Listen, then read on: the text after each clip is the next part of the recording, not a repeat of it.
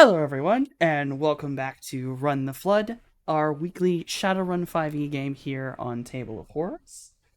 I am your Cosmic GM, Softonomicon, and though I am inconsistent with this beginning, apparently, because I've noticed that, I am joined by my beautiful players, Mojave, played by Daybreakathon, Morningstar, played by the Rissa Rave, Cloudburst, played by Lord Rodon, Anxiety, played by Slippery Nos, and Jason, played by our beautiful Noscavian. Alright, when we last left off, you all were headed into your cars, off to. My brain. Sorry, piece of paper fell. Holy sh. That's what happens when you have your window open and you don't pay attention. Oh god. Alright, I got it. Sorry. It's not one of my streams without a little bit of scuff. Alright, you were all on your way to the Deep Dive, a club located in Party City, a little bit about 15 minutes away from your current home. You all may appear in whatever order you choose. You're all basically going to get there about the same time, just in different locations. As you know, a boober would drop you off one place, the parking garage for the Jackrabbit is another. Jason is in the XL Boober with Morningstar, and Mojave and Rodon are in the Rodon. Mojave and Cloudy are in the Jackrabbit, and Anxiety was on his bike alone, and basically the Jackrabbit and the bike will probably both be parked around the same place. It's the way you set it up was. It's 15 minutes away. You set the date up for 20 minutes. So I'll say you get there with, let's say, 5 minutes to spare. At most, maybe a little bit less because of parking time. So, where does everyone want to be, and who wants to go forward first?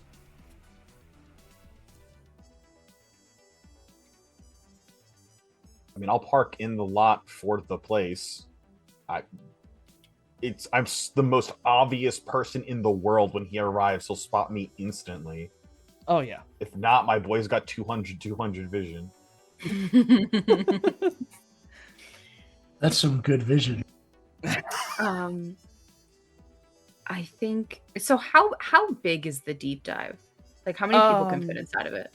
Yeah, let me have to go with that. So the deep dive is what looks like it used to be maybe a collection of a couple shops. It's hard to tell if it was one building and just sort of separated inside, or if it was built as four separate, because they have done a pretty good job of connecting all the walls together. But now it does appear that all of these old shop windows all look in on the same place, and there's just thumping music, a lot of like bright neon lights flashing everybody, an epileptic's worst nightmare. There is not a line out the door, but through what appears to be the main entrance of the deep dive, which is this big set of double doors with a massive LED sign above it that is, well, what appears to be, though it is the deep dive, it's like it has a little animation to it where the letters seem to go underwater and then come back up. Maybe not the most tasteful to still have running after recent events, but hey, they seem to be running with it. There's also a very large sign actually plastered on one of the double doors that says along the lines of newly reopened, cleaned after flood. Okay, cool. So I mean, to for the effort of trying to be as if I belong here and definitely am here to have a good time. Morningstar will begin to leave the boober with Jason, and is slithering forward. But like as I'm slithering forward, I'm going to be visually in the matrix. I'm looking for especially once anxiety meets up with this guy, I'm looking for any kind of like Aquarius symbol, icons, anything that is like in that realm. All right. So yeah, but that's just visually like just normal matrix eyes going as I walk up to the door. I will put Or in. slither up to the door. Right. I'll put this in just to get it down because of the three worlds. Yeah. I've explained what it looks like in Meat Space. In the Matrix space, this place does have its own host. That is a perfect replica of the building.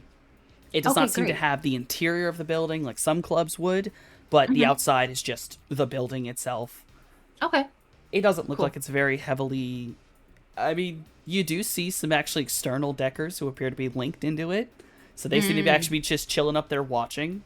Making themselves as obvious as possible. As sort of more of a don't. Just don't.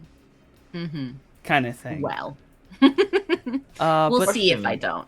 there are some icons that are visible that you actually recognize. Okay.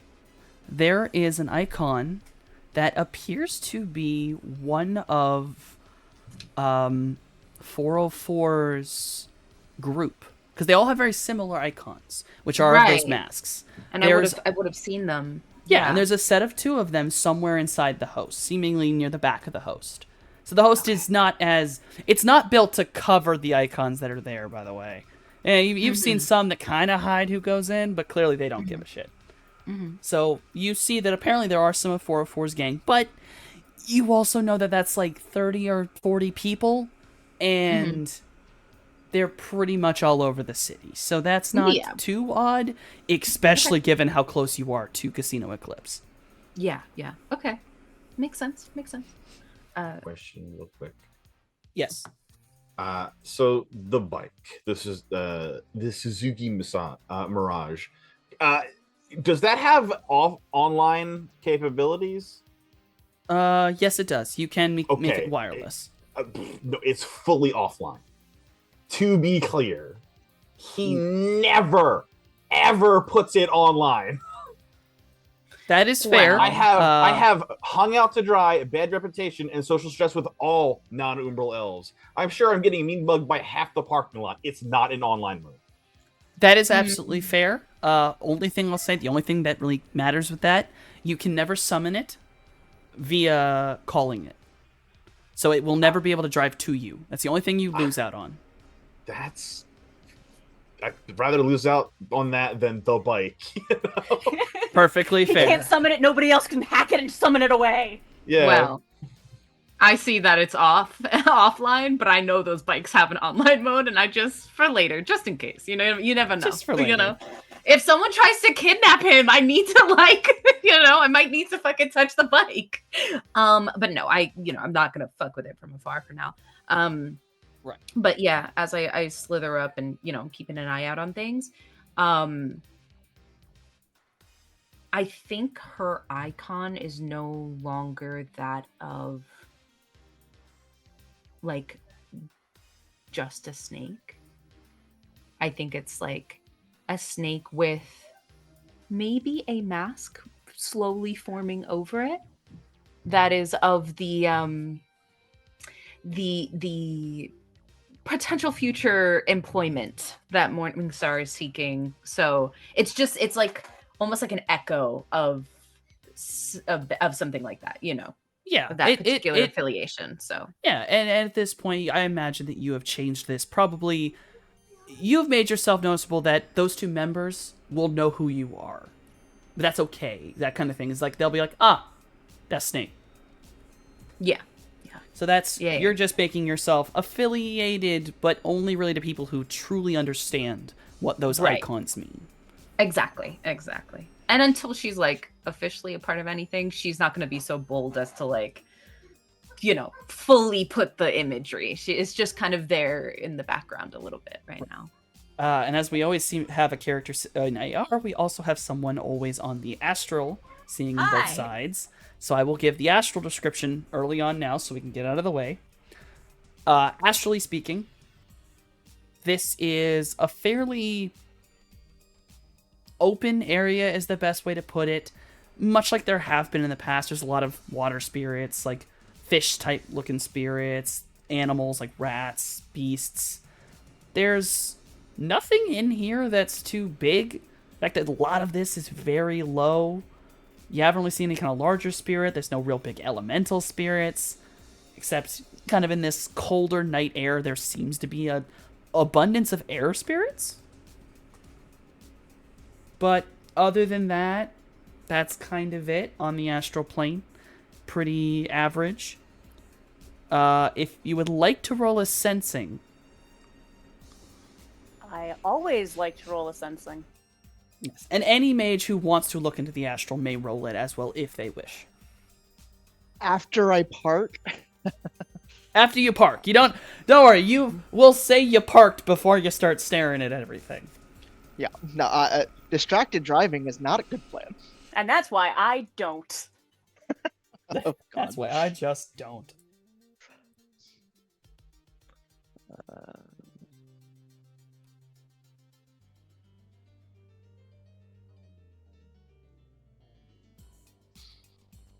I don't got it, Chief. Yeah, I don't got it. You were distracted. We'll go with as a one general Wait. once over. Can What? Finn roll? I will allow Finn to roll. We'll go Okay. with I'll shift through these because they're in orders. So as a Gotcha. one, there's a couple people who appear awakened. There's definitely a couple shifters, but that's not too weird for this area.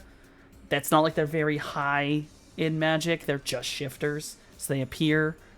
Everyone's pretty healthy, happy. There's not really anyone getting sick or anything. Well, fair enough. And I we're should gonna probably- go with on the 3 note. There's people with cyberware, whatever's. There is on the 3 and up. There is something in the area that's bigger, but camouflaged.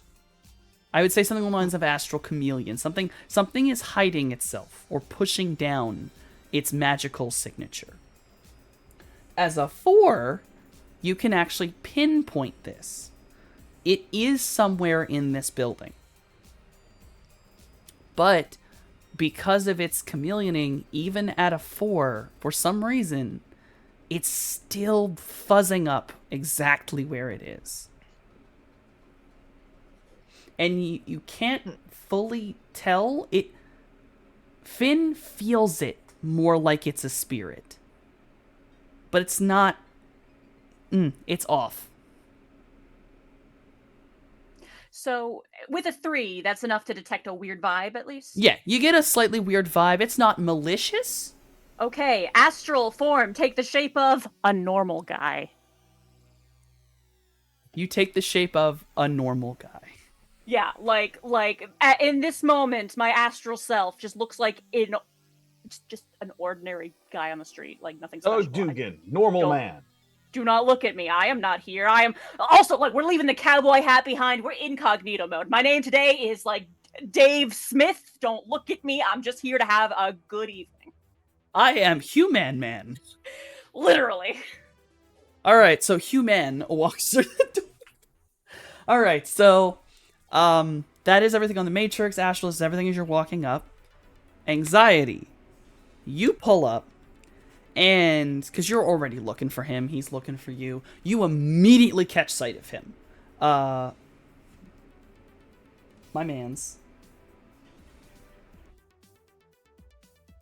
How do I keep doing this? Raymond, holy shit. Rise on the corner of the building, basically. So imagine the deep dive is one side is the strip of road. Then it kind of has a crossroad. And then at the very edge, there's sort of a pretty large barrier wall. If you stood next to it, you can see over it to the water. But it's clearly meant to block off so cars do not go rolling into the bay. So he's kind of on a back corner where the door's sort of off to one side, then he's kind of nearer to that wall.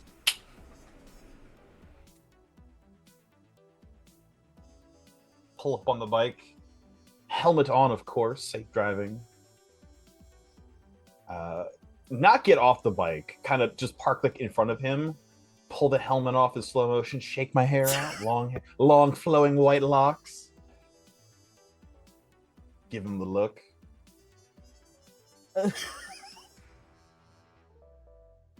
Okay, I can get it. I can get a control. He kind of leans back towards the wall, kind of gives you like a real, wide tooth grin. The best way to put it is he's kind of almost wearing like a little bit of a cliche mobster outfit in a way. Like he's got the dress shirt, the zoot suit, blazer, the shoulder pads, and not that one. I'd say like Okay. he's got the blazer, the slacks, and the shirt, but the shirt's pretty open, pretty He's low got down. the gold chain. He's got the gold chain. He got the And gold the chain. watch. He got the gold chain. He got the watch. He got all the good shit. One thing that does stand out is he is wearing a very shimmery golden makeup. Very light, basically under eye kind of liner, and a small strip on his lip, kind of very, very aesthetic. But clearly, he put some effort into, putting the gold on. He's wearing like gold and a light blue, very lovely looking. Very opposite to you though, kind of a good contrast. All right. And he kind of grins like, "Hey, good to see you." I know. So, we could either go inside, or I have an extra helmet. What would you like? Well, I got us a table with some service, so how about we go inside for a little bit, and then maybe later on we could go for a ride. And as he's talking, he kind of comes up to you, kind of leaning over. Yeah, he's putting on the charm with the nice grin and such. Yes, of course. Now I'll park my bike. And once you're parked, he kind of motions for you to kind of walk next to him. And the minute like you're kind of side by side with him, he's already got a hand like down by the middle of your back, a small of your back. He's being very polite, honestly. He's not pushing anything, but he kind of guides you in, and he will lead you into the building. The minute you pass the front door, you see this human man and a dwarf kind of sat near a secondary entrance past this sort of front. Like, imagine the two front doors. You're kind of in there's like a coffee tables and seats, kind of like this would be like a waiting area, like an atrium before going into the club. And then these two are kind of sat near an inner archway leading to the proper club with a dance floor and a lot of lounge seating surrounding it. It's a very small dance floor. It's mostly here to sit, listen to music, and have like drinks and food. So the human man and the dwarf, they both kind of grin up, they wave like, "Hey, Ra, what's up?" Hey. And he does actually kind of move his arm out from behind you and go over and like, shake their hands. Kind of like the dwarf he shakes hands with, but the troll he kind of does that, hand in hand, grab each other's arm and kind of do that big, pull in and pat, which is a little interesting to see with a troll and an elf.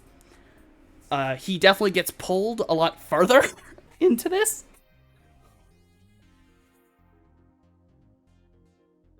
And once they've had their things, he kind of looks back and goes, "Hey, I'd like you to meet my date. Liam, come meet my friends. This is These gentlemen? And they're both like look at you, like nod. And it's like, so this is Mickey. And this is, of all things, you're going to be surprised about this one. This is Liam too. And it's the troll. He apparently is also named Liam. He kind of like rubbed. Yeah, you can. I don't actually like my name. You can just call me Rock. All right. Really? Yeah. All right, Rock. I will call you this. Thanks. Quick aside, Ra's Yes. an elf. Ra is an elf, like a full regular elf. He's honestly probably very similar in body type and size to Anxiety, even probably similar length of hair. He's just, instead of being the Umbral elf, he's probably your classic elf. Pale platinum hair, he's tanner, actually. I said this at the previous session. It feels so sinister. It feels so sinister, and I'm not about it. But okay, thank you for the clarification. I was not. Yes, Yin yes, and that's wanted to yang. clarify. Oh my. Well, as you are a card-carrying member of the Liams, I will respect your wishes. Thank you. Oh, well, we didn't know you were having a date, Ross, so we'll, maybe meet up later, alright, buddy? Ross like, yeah, of course. You, both don't get in any trouble. Don't drive drunk or anything. And you kind of see the dwarf's face go a little bit red, like he's a little mad. He's just like, yeah, we won't be doing that again. And Troll kind of laughs under his breath, and they both kind of walk past. This was a very simple kind of meetup with these two. On the Matrix, the troll actually has one of the icons. He was one of the two from 404's group in here. And they're walking out the front door. Oh, they're walking out the front door. Yeah, like, so basically, Okay. they were sat at the archways. Liam and Ra came in. They had that little meet and greet. Ra's leading Liam farther into the club towards a table, and these two are bounced out the front door. So they clearly were gonna have a conversation, realized the sitch, went, I bet, we'll talk later. But that troll is, in fact, one of the two icons that you had seen in the building. So there's still one Okay. other icon in here. Okay. I'll make a note of that. For sure. Jay would try to bring his fly spy drones like within like in his clothing when he goes in alongside Morningstar, and he's gonna just see if the function is affected or not, because he might decide to use them. He hasn't yet, but I mean, he's got his fly spies on there. he's got his fly spies on him. Yeah. I'll say that the fly spies aren't caught on anything. There is one hiccup, though. There's no metal detector in this club. Seemingly there's a place for where one would have been, but you may make an option that it's possible that they were damaged in the flood and they have not replaced them yet. So okay. instead, there are two bouncers who basically are patting people down. There's sort of one who's very androgynous and one who's far more masculine. And basically, they make two lines, kind of letting everyone pick what line they want to... Who you want to get patted down by. Doesn't matter. But can I do like a palming check to try to like hide them and just move them around so like I avoid them getting scanned? Trying to pull what... Now you yeah, see like me out here? Yeah. Like just kind of like the fly spies are small, like just kind of palm them and try to like shift Sure. them when they move it. You can roll Like how palming. the quarter's never in his hand. No, it definitely came out of your ear. Yeah, you can roll palming, buddy. I'll say, Liam, you are not patted down. While along with Ra, he like fist bumps one of the bouncers, and you two go in completely untouched.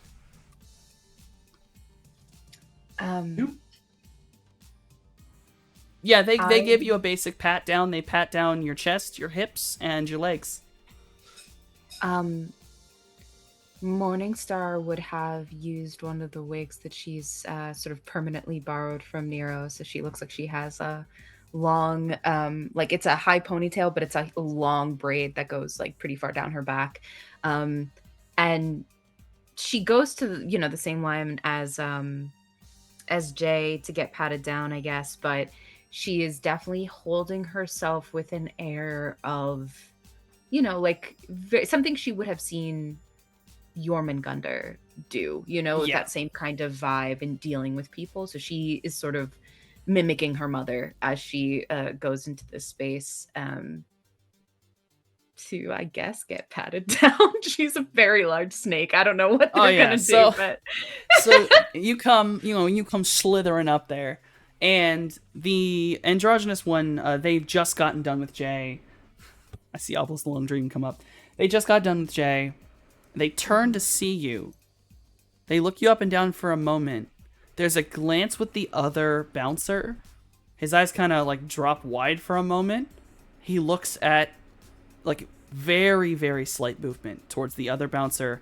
A gentle shake of the head. Like very gentle back and forth. And then the one that's about to pat you down kind of puts hands up. Have a nice evening, miss. she says nothing. She's like truly just trying to be her mom in this moment as she slithers in after Jay.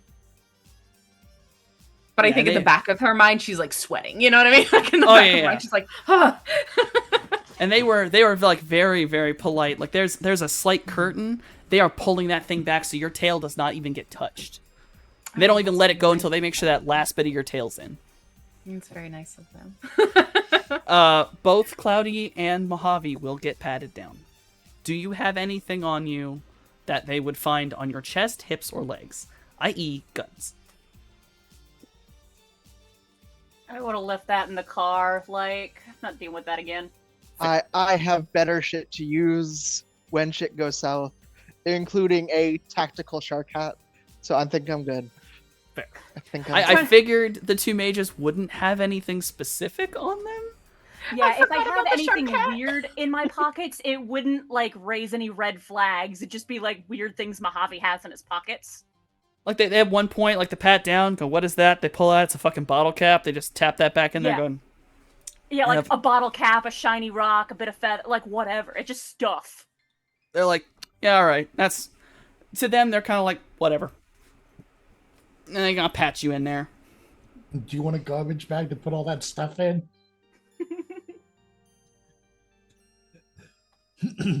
Damn. So, you all have kind of entered in. You don't have really any table to go to. There's the dance floor bar. Liam, you are led not to one of the downstairs tables.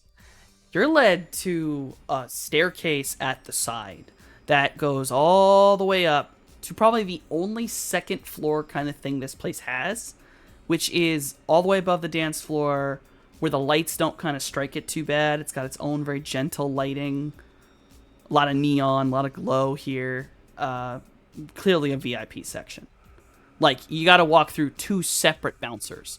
One at the bottom of the stairs, one at the top of the stairs. And you're just led through. They don't even look at you. Well, they look at you, but they kind of look at you confused, then look at Raw, and they don't do anything. Question. He was upstairs, is that what you said? Or Yes, he's headed to an upstairs section that's a VIP.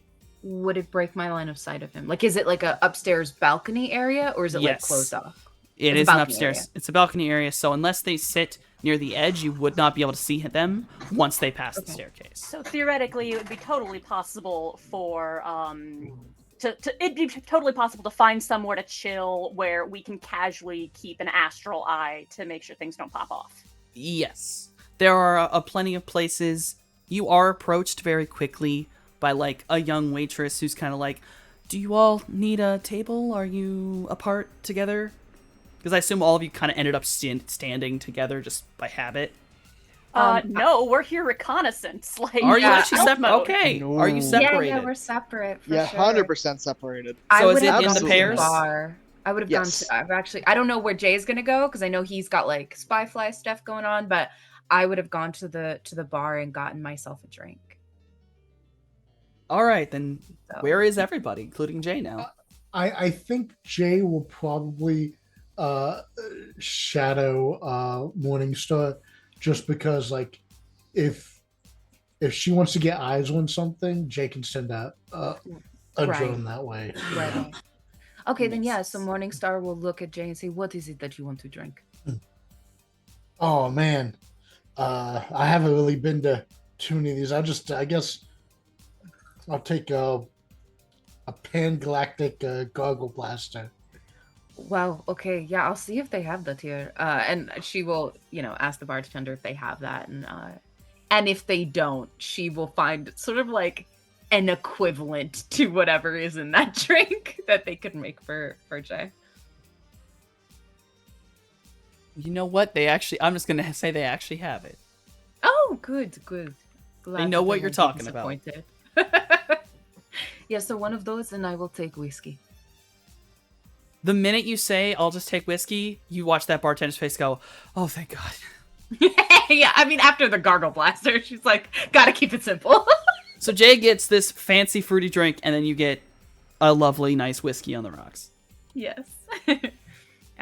She will find a space that's still near the bar that gives her at least some visual of that upstairs area, but also a place that can accommodate her large frame. So, some corner of the bar is where she'll take. Kind of keeping her tail sort of like tucked in, Yeah. What kind of music are they playing here? I'd say there's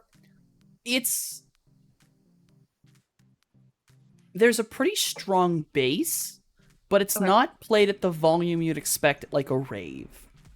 So Okay. it's there, and like once you're on the dance floor, they kind of positioned like the speakers where they're pointed down to the dance floor, and then every other speaker in the area is kind of a lower version of it. So you get like in the lounge area, you can still talk with each other. You can have a normal conversation at the bar the same way. But while you're on the dance floor, you can kind of lose yourself in the beat. Okay, cool. Good to know.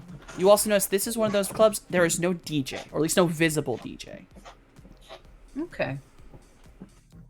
Interesting. All right. Good to know.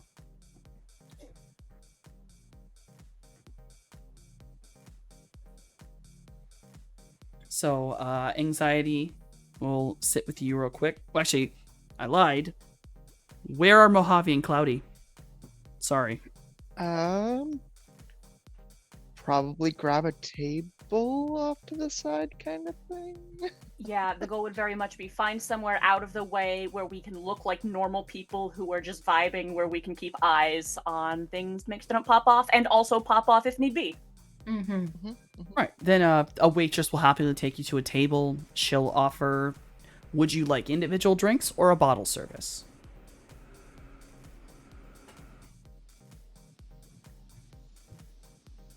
How much is the bottle? Yeah, she Go for looks the bottle. she looks at her menu and she's kind of like, do you have any specific kind of alcohol? We have everything from rum, tequila, things like that, and any kind of mixer or things like that you'd want, like a soda. Those are all like included. Would you happen to have a house wine? Oh yeah, we got like 3. We got like a pretty sweet red, kind of a drier red, and then a very, very special rosé. It's kind of expensive, but it is a specialty of the owner.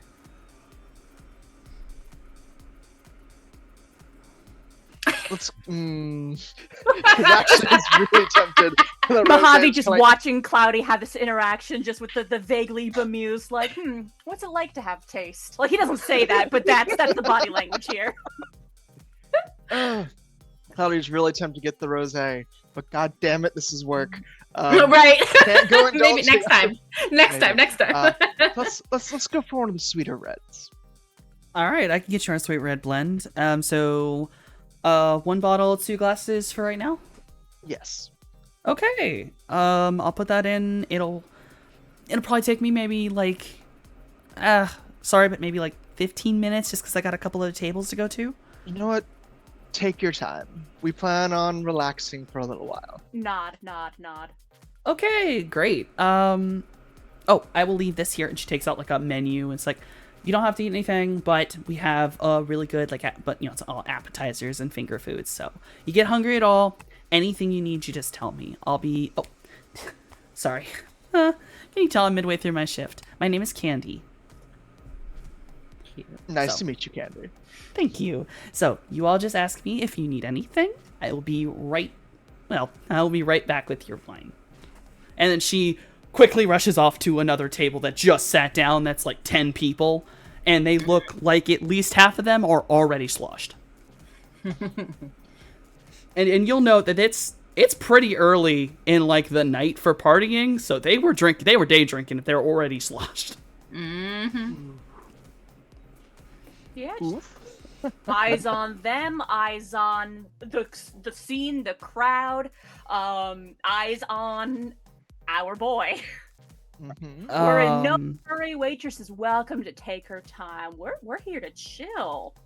Oh yeah, let me go through my brain, check everything you guys would have access to right now before moving on. One thing for Morningstar. Now that you are in the building, you can pinpoint the other icon. There appears to be, and you can tell, just very visible connection to all the speakers. This is a hidden DJ booth. The other icon from 404's group is in that DJ booth. Okay. And you can see that it is a very, very big DJ booth, but it is completely behind the wall and unseen. Okay. Do I recognize the icon itself? Because I know that like each of them share a sort of like a theming with 404, but I've seen a few of them, especially after I went to the warehouse and stuff. So is this someone I would recognize or just one of her crew? Roll me a memory test. Okay. Let us see. Where is memory? I found it. All those dice and 4 fucking what? It's a 1. Yeah, unfortunately, Just one of the crew. it's just one of the crew. There's got to be like at least 8 of those guys that you swear they plan to make all their masks look nearly identical with like a single color difference. Yeah. So you're like, I know it's like one of like 6 people, but I don't know which one. Yeah. Well, that's that, I guess. But I am going to look up to the area where I last saw Anxiety go up with Ra. Does Ra have anything online on him? Nothing that you could see. He seemed completely offline. Nothing. Not And even the on phone? not even his phone. In fact, you don't see a signal for anything, Oh, I don't including like a it. comm link. I don't like it. Okay. It's not a red flag, but it's definitely pink. You know what I mean? Like it's definitely making its way towards a red flag. But I will keep a note of that for sure. Oh yeah. So with everyone there, Anxiety up in the VIP section. Ra walks you over to a table that has already been set with a bucket on the table, ice in it, and a bottle of what appears to be a rosé. It is very, very elegant, has literal gold inlaid on the glass bottle. And on the front tag of it, kind of stylized above it, maybe people would just think it's a pattern, but I'll just give that it does stick out given everything. It's the symbol for Aquarius. And it's very clearly separated from the rest of the design, but it is 2 zigzagged lines on top of each other. It is the symbol for Aquarius. And Ra, he pulls out your chair. He's a very lovely gentleman tonight. Sits down himself, pours you both a nice glass. Well, thank you for pulling up my chair for some reason. I would not have been able to figure it out if you had not. Kind of pauses. Sorry, I was just trying to be polite. Didn't mean anything by it. Well, I forgive you. You are probably the most interesting person I've met in this city.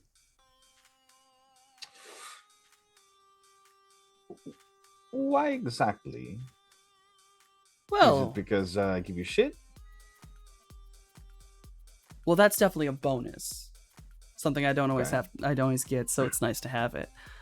No, it's just it's been a very long time since I've seen an Umbral Elf. Not a lot of us. No, it's not. I'm actually very happy to see him. After some of the shit I had to see go down back near Tirtungern. Oh, that's a hot take. Glad to hear it, though. I wish Yeah. more of our kind were. And not all Like of us are the ancients. Good. Some of us, actually think the metavariants are just, people. That, well, it's true. So good. Sorry if I, no, maybe I should have thought more about this. I hope I didn't ever make it seem like I was, I don't know. I was trying to be, I really am just trying to be nice and, take you out and stuff. No, sure. It's all right. So, I just want to not allow precedents to stand where I don't want them to be. you know what? That's absolutely fair. So, I was curious. Sure. Obviously, when we met, you were doing a very good job of breakdancing, but Thank so you. what do you actually do? In the daylight out. Well, sorry. Nothing, actually, during daylight hours, but in the evenings, I'm a personal trainer. Personal trainer. Sure. Oh, Makes sense, doesn't it? it does actually.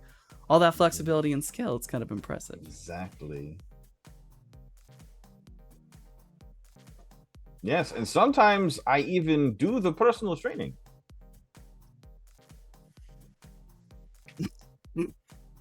This. I'm sorry. I think this laugh is in character. He busts out laughing. He cannot hold it back. He loses it at that. And I will say that Anxiety and Liam are absolutely close to the railing at this kind of private table, so you can definitely see their heads. So you can see where they are. So they are in visual range of anybody looking up. Okay, so they're laughing. Okay. Is the VIP area like open air, or is it in like It's a on a sound balcony. It's on a balcony, Okay. but it is open air. I would like to send one of my fly spies up. I will absolutely allow you to do that. Are you gonna control rig into it? Or are you getting are you gonna give it over to Morningstar? Because you don't have your big thing. Yeah, yeah. If Morningstar wants to take it over, that's fine. Okay. Yeah. What do you need me to do? I Tell me just above table, because I don't fucking know. Yeah. No, I just want to get the fly spy up there to be a fly on the ceiling, fly on the wall kind of thing. Okay, so is it just that it needs to be activated? It that the needs idea? someone to actually get the visual data because Jay doesn't have his larger thing to actually get the screen. So either he has to conk out and be in Right. it, or someone who could be in it and not would be in it. So I'm basically just offering this option of how do you Yeah. who wants to be seeing through the drone. Yeah, for he's- sure. I'll take it. Yeah, because I Okay. can do both. Yeah. Yeah, and Right. Morningstar, I'll let you transmit all of this to anyone who has their comm link Their or anything. comm stuff. Yeah. Their comm stuff. Okay. I will send specifically the comm stuff to Jay and to Cloudy. One, because Hatfield does not have comlink. Hatfield. Hatfield. I'm sorry, I'm not Hatfield, but Mojave. Oh my god, I'm so sorry. Mojave doesn't. They both wouldn't have comlinks. Is my point. You are correct. That is fair. For different reasons, but they both don't have comlinks. No, for Mojave, he doesn't have one, and I don't need to send this information to Anxiety because he's there. So just to Jay and Cloudy. Yeah, and then I will sort of hold it in my hand, and eventually it'll take off to do its thing. So anything with the fly spy up there, nothing stops it. It doesn't seem to be looked at, taken down, or anything like that. So far, it does not seem to have been noticed. And you're unsure whether it's been unnoticed or it is actually being avoided because your icon would be on it, Morningstar. Because clearly there's someone on staff who would know who you are. Mm-hmm. And at least the bouncers seem to register something with the snake. Mm.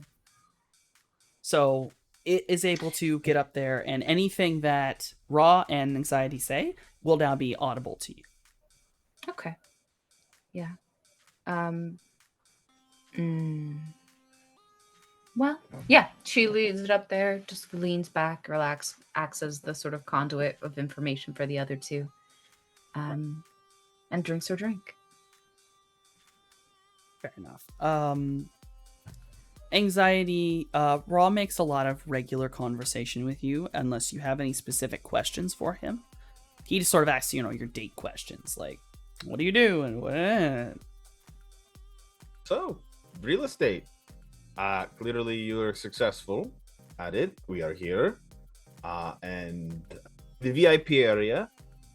And you come here a lot. It seems, yes? Yeah, this is definitely one of my... Well, it was one of my regular haunts up until the flood. And then I'm glad to be able to come back to it, as it were. Normally, my favorite place to go, honestly, is Red River, but it's... I don't know. It's a little lower than this one. No VIP area or anything, but I know how to have fun there is the best way to put it.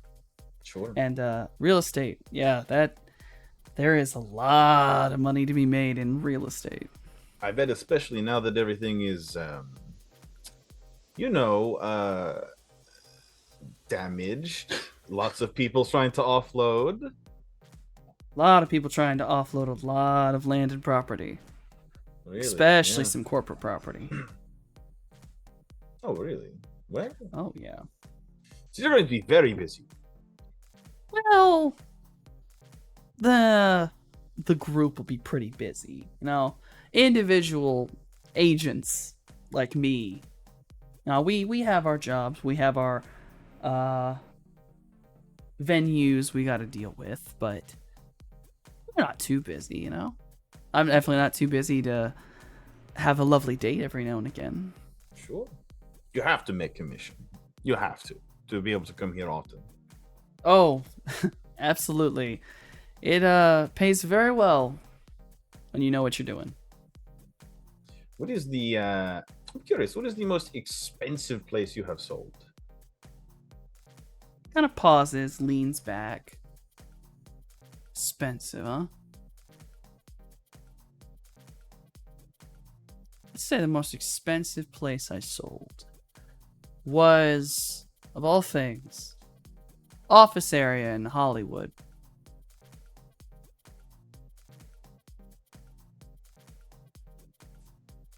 Had to sell to a big corp. Well, alright, double A corp. We're not talking one of the megas, but decently large. Yeah, sure. I mean, double A is not, small. It's nothing to sneeze at. It's just I don't want to make it seem like I'm trying to sell to any of the big corps. That's nuts. That's It how must be you. nice. It is. It's all right. If there's anything, it's definitely lonely. Real estate is lonely? Yeah, you have a lot of long hours. You don't have too much time to go out during the day, so you end up being up most of the night. And most people aren't really up during the night. See, I'm in the exact opposite position. I make far less money, and I'm usually with somebody. Really? That's fair, I guess. Personal trainer and all that. Yeah. Ideally.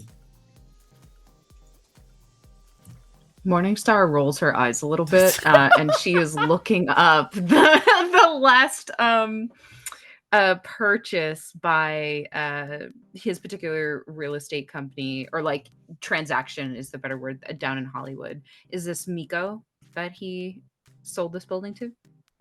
Yes. Got it. It was She sold sends to that information.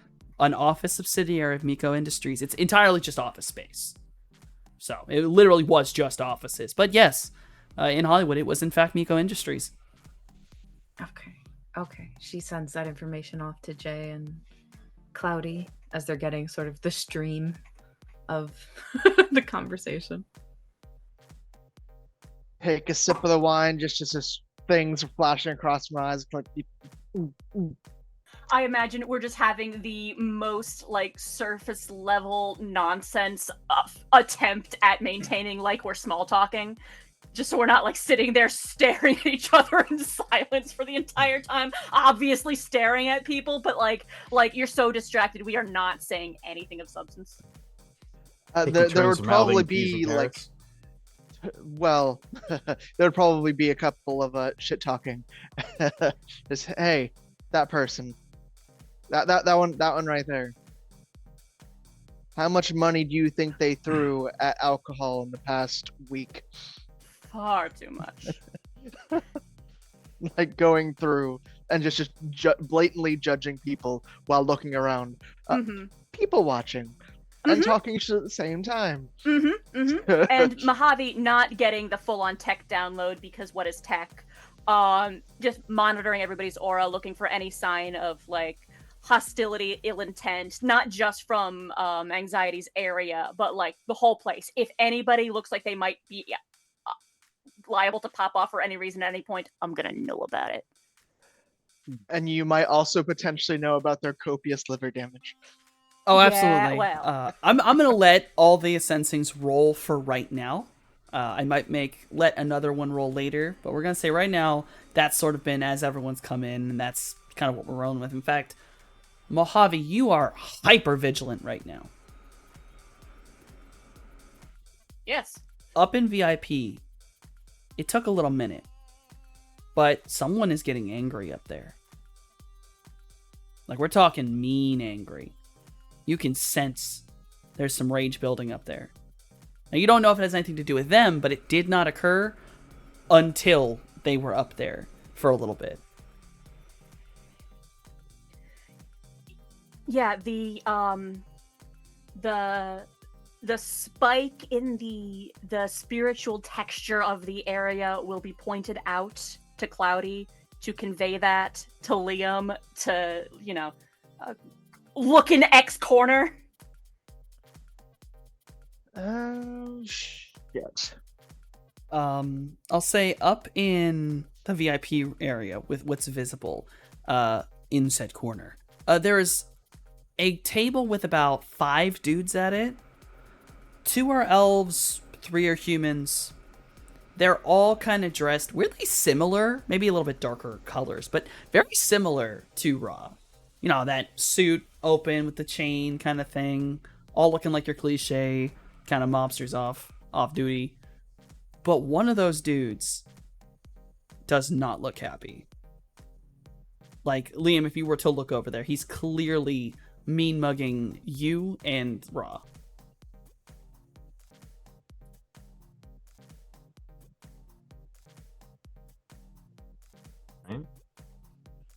He just ignores it. I'll be honest. That's absolutely fair. I'd say also have not touched the rosé. Perfectly fair. That's, you know what? Fair enough.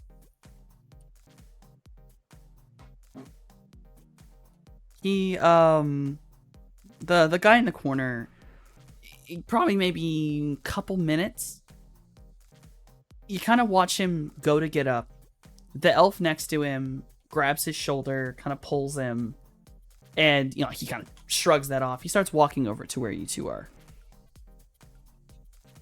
And a good, I'm going to say, like, he's a decent distance away, and you can already hear his footsteps because he's kind of stomping. And it makes Rock completely turn around and, like, look at him. And guy, like, comes up, touches Ra's shoulder, looks over at you, and kind of a very gruff voice. Hey, Ra, can I talk to you, big man? And, like, you see kind of Ra roll his eyes, looks over at you. Can you excuse me for a moment? I'll be right back. Sure, I'll be here, big man. And he gets up, kind of walks off with this other elf. And he kind of drags him back to that table with the 4 dudes. and they have a very hushed conversation. Now, I will allow a perception test from both Morningstar and Anxiety, as you both are in auditory range of it. Okay. Where is perception? It's over here. Okay. Just staring at the shifting aura colors like I'm trying to read a lava lamp. Yeah, at the bar, it's hard to miss Morningstar, so I think you would like know her well enough that you would see that like while her face and body aren't reacting, the very end of her tail is like not vibrating, but if she had a rattle, it would make noise. You know what I'm saying? Like There'd be some spooky sounds going on right now. Yeah, because she's like, what the fuck? But yes, I got a 4.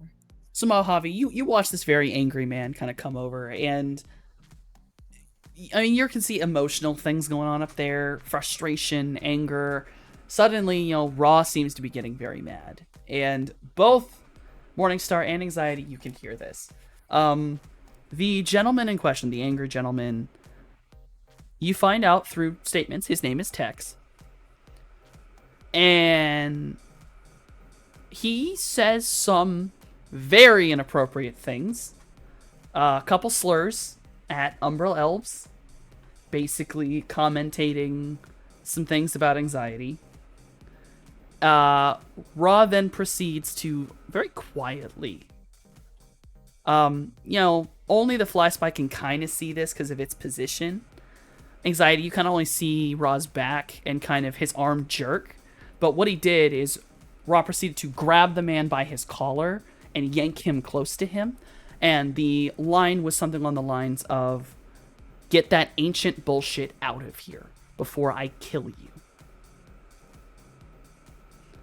And Tex, I will. Ooh. That's very romantic. But Morningstar, like, there's the ever so slight like raise of a brow, like, oh, I wasn't expecting that. But I do sort of like information wise, like mark this particular guy Tex as like an issue for possibly the future just because of those statements. And I'm going to keep a very close eye just in case things pop off. And the gentleman kind of continue this very quiet but heated argument. And kind of after the threat of death, Tex pushes slightly farther. Neither one of you can see this due to the positioning, but that's such a high perception, especially on Anxiety. I'll give the 5. You hear a metallic click noise. And Tex shuts down immediately. And Mojave, you see the emotional spectrum. Fear. It went from anger to fear so fast. Mm-hmm. The dark swirls of lethal intent shot through with the hot white, oh my gosh, I am going to die. Yes. And Ra is heard saying, "I mean it, Tex. Go away, or you don't see sunrise." I have a question. Yes. And maybe it's one that I sort of make mention over the earpiece to Cloudy, because I can't read auras or anything like that. But was this anger like just racist type of stuff, or was there jealousy there? Or was it more righteous indignation? Yeah, like which are we talking in terms of anger? Like, you're over here with an Umbra Elf, or maybe there was some unrequited feelings. There's you know what I mean? Ooh, all right. But I'll have said it over the earpiece so that maybe those who can see the emotional auras. What color is this anger? Right. Yeah. Give me another sensing. The mages who want to figure it out. No. I don't even think this guy knows what's going on. Hold on. I'm Is the super not fish- paying attention. Is apparently. the fish going to get what this person Is needs better Finn than the gonna get people? it? Holy Oh shit. my God. Finn, like Midori, is learning. Okay, we're very proud of our babies. They're learning things. When the sidekicks have a better role than the main characters. So, you know what? Finn gets it. This is some weird mix of primal feelings. Like there's jealousy, a weird amount of horny, a lot of anger, some like disgust, a lot of mix of weird shit. And then obviously it kind of gets overwhelmed by the fear and a little bit of betrayal. I look at Cloudy from across the way at his table, and I just take a sip of my whiskey, but in that way of like, ooh, the tea, like we're like, oh. Do keep in mind this is coming from a shark. Yes. But also, you guys got ones. That still gives emotional state. So you didn't actually need to roll that high. The only one who can't get it is the 0. So the ones very much get it. No, all Finn knows. I'm looking around for a waiter. Can I get some sparkling water, please? You're easily able to flag down a waiter and get sparkling water. Thank you so much. It's like that, I can't say the brand name, but that green bottle with like the teardrop shape, and like they bring out a nice ice cold glass, they pour it for you. It's like, is it? Does anxiety not drink? No. Is this something that was mentioned before? Yeah, he has never drunk anything but like water. Oh, sometimes juice, but mostly water. Like as in a personal preference of like I don't want to be inebriated, or just understood. Yeah, his body is a temple. Got it. Okay. Understood. I was not here if that was ever mentioned in character because I fucking but okay. Good to know. Yeah. So I'm just like interesting. Okay. Ra maybe is a little bit of player, or maybe unrequited feelings happen. I don't know. But that's actually information that I will share with Anxiety over his earpiece. Is I will send him a little message, probably like a little text message. And you'll know it's from me because there's a little snake. He's wearing an earpiece, you fool. Well, I'm pretty sure we got you one. Yeah. When you officially God, you're the You worst. may have gotten him one. That does not mean he's wearing one. It's a date, not a fucking mission. I can't go on a honey pot with a fucking piece in my fucking ear. Don't need a wire. Yeah, but it's like high tech times. It's like tiny and you can't see it. Is all right, it's true? fine. I'll send it to his, I know actually, yeah. They can get real fucking invisible. If we have one of those, if we have an Invisalign, Invisalign earpiece, I'll wear it. Let me give this thing. There is something called a subvocal mic.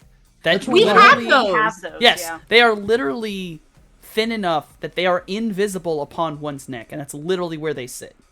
Yeah, Okay, we all have right. those. There are will wires receive this that message. are absolutely like, we're talking, this thing is so tiny it could look like an earring, and it's against your jawbone. That's how it's getting into your ear. Yeah. So you say this to him then. Yes, and I let he you receives know. it. He receives your tone of voice. Yes, I let you know. I say, oh, drama. Yeah. Are you no longer concerned? Are you shipping this now? What is that? Are you rooting for this guy? Which guy? I'm not rooting for any of them. I'm rooting that you stay alive. I probably will. Oh, thank you so much. And that's when the water is being poured. Yeah. Take a drink, like.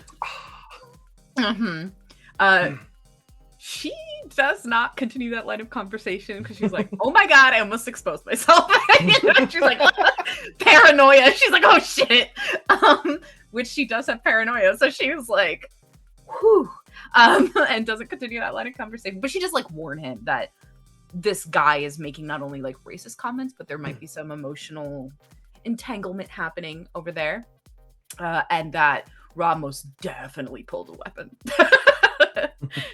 to get this guy off your back. So he's given that information. Yeah.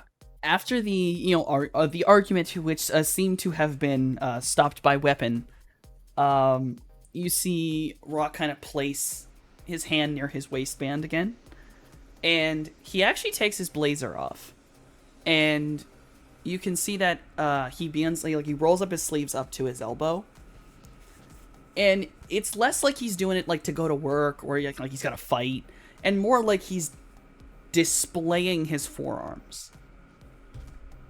And he just stands there, staring at Tex. Like, his hands are out, like he's... It's almost like a invitation of like, alright, come on, do something. Fully sipping my sparkling water in the background, looking at Tex with just a kitty smirk.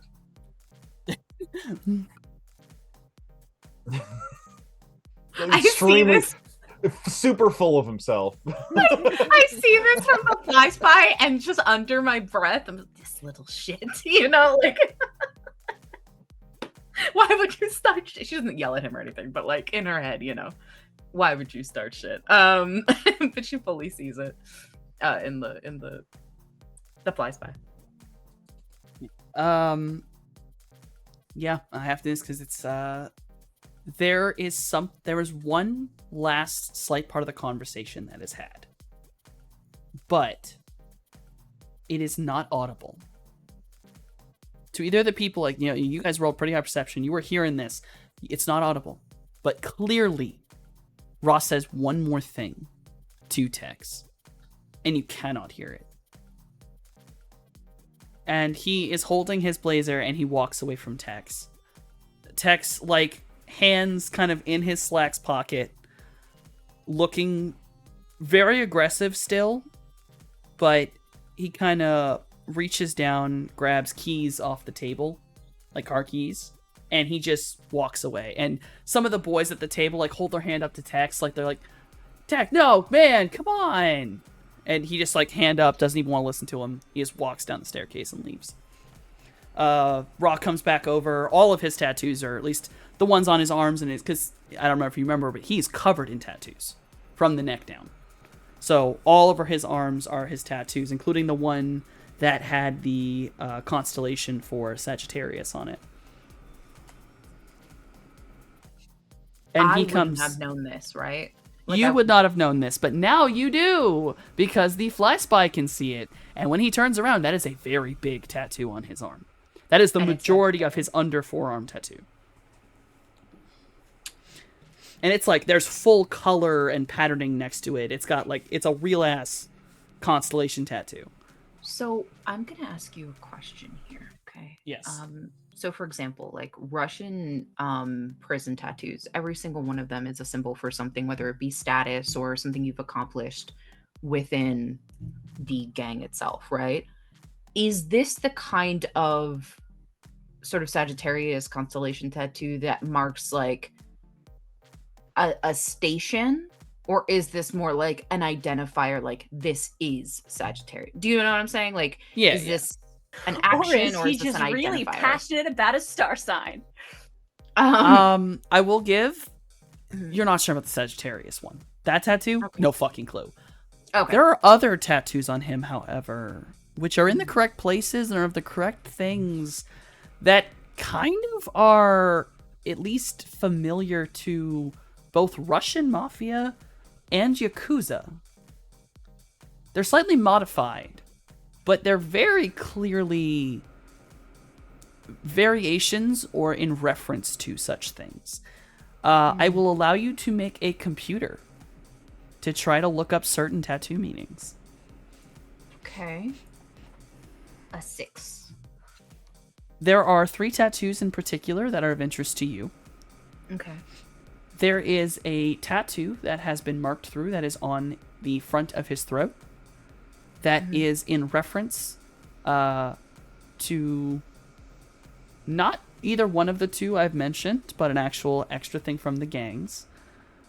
Specifically, a couple gangs in LA. Low-level gangs. They both mean kinslayer. They mean one who has murdered another in the criminal underground. Okay. One of them under his arm is a small X at the middle of his thing in the LA gang circuit. That is a sign of being a part of multiple gangs and betraying one for another. Oh boy. Mm-hmm. And most of these are forced upon a person. Right. Like, these are the LA gang set. So, like, these are low gangs that don't really have a lot of names. They're normally either swallowed up by others or they don't last very long. But they kind of group together to hide from, like, the Loki Sons or the Kraken or something like that. Something big. And they have these symbols that they share to mark someone who may have left their conglomerate to go work for one of the others. Like, maybe the big ones. Which, him being a part of a bigger mob would be probably the only way he's surviving with these kind of tattoos. The last one is specific because you've seen it before. It's something that was on... Go ahead, keep going. Ghost Children. Ghost Children. It is in your memory pretty vividly because you did watch this man. You watched his spine get torn out. This is something that Augie had on him all the way back then. It was a small tattoo that was on his hand. It was basically unnoticeable to you then, but you burned Augie's image into your mind. This tattoo meant nothing to you at the time. It was just another tattoo Augie had. But it is a small dragonfly tattoo. Ooh, I hate it. So you're not sure where, when, or how, but in some way, there is a relation to Augie in Raw, which just, I assume, freaks you the fuck out. For sure. I think she feels like a pit in her fucking stomach. She's like, oh, no. So several things happen at once. The guys, specifically Jay and Cloudy, are getting that information. Like, as it's popping up on her, like, internal screens, they're getting that information. But she will make essentially like a small file and send it to her mom and to 404. Probably with like a little snapshot of Ra's face, you know? Yeah. You're basically making this profile of, hey, who the fuck is this? Yeah, what the fuck is this? This guy is out here wandering. He out here doing something. Yeah, he's out here doing something. He's still alive with these tattoos on, and he's somehow connected to Augie and all that fucking mess. And definitely is like, probably sends the red flag emoji to Cloudy. It's like, red flag number one. Yeah. Look into it. Look into it. Yeah. I simultaneously like keeping an eye out on things with the Fly Spy, but she is going to look deeper into the Dragonfly specifically.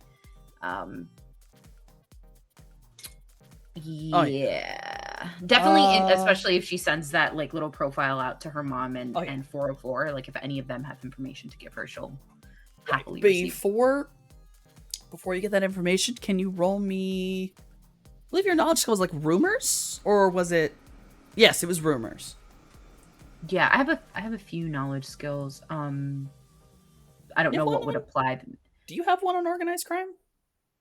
I don't have one on organized crime. That's unfortunate. That would be easy, but I think you have one that's like local rumors, like online forum rumors. Yes, I do. I do have that. Yeah, I have local rumors. I also have stuff for like technomancers and whatnot. But roll me the stuff for the local rumors. That's your best shot at figuring the dragonfly out.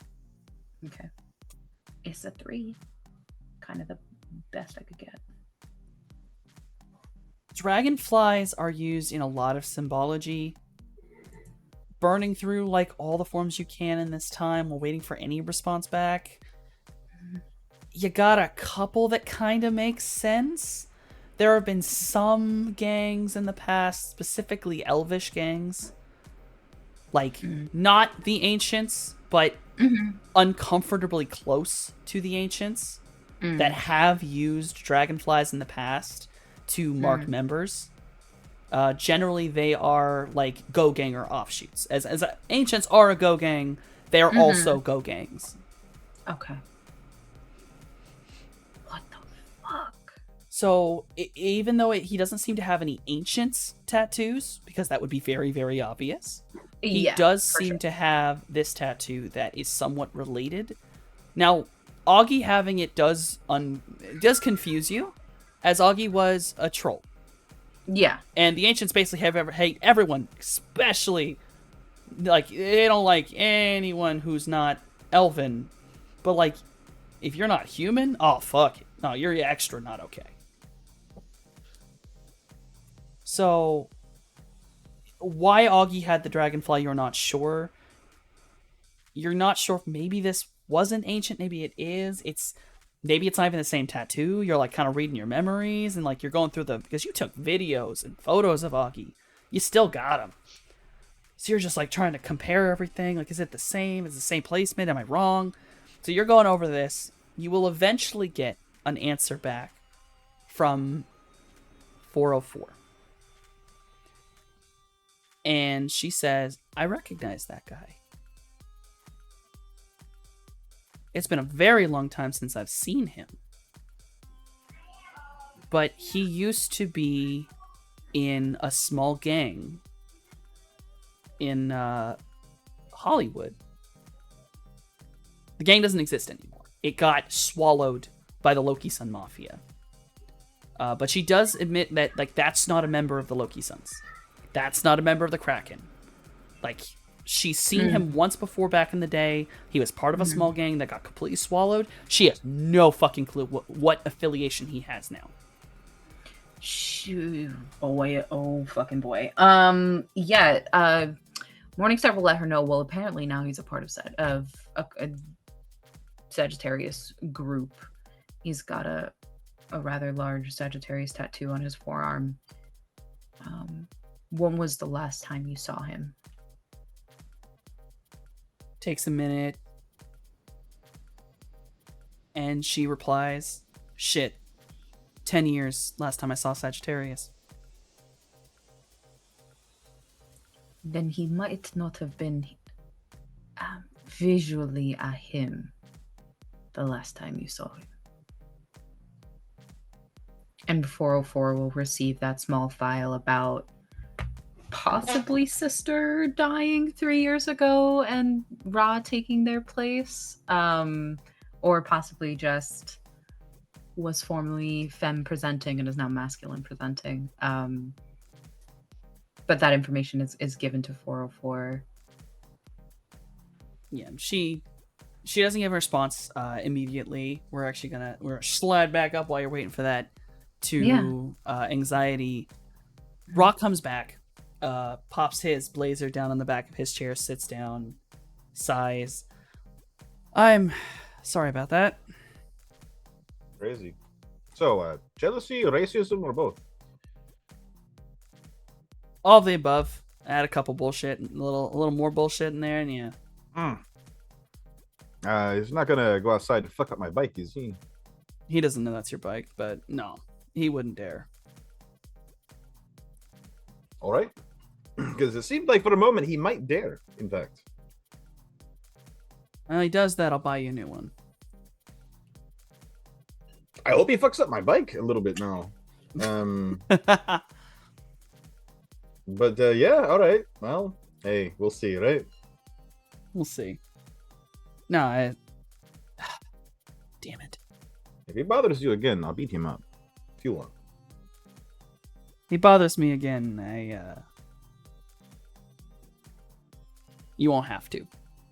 Don't worry about that. Right. So, real estate agent. Crazy.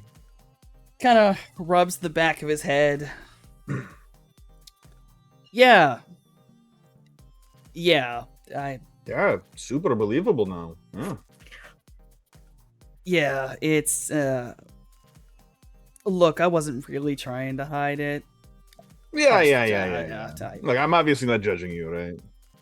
Yeah, no offense, but I don't think you're a personal trainer. Oh, no, absolutely not. I do fuck, though.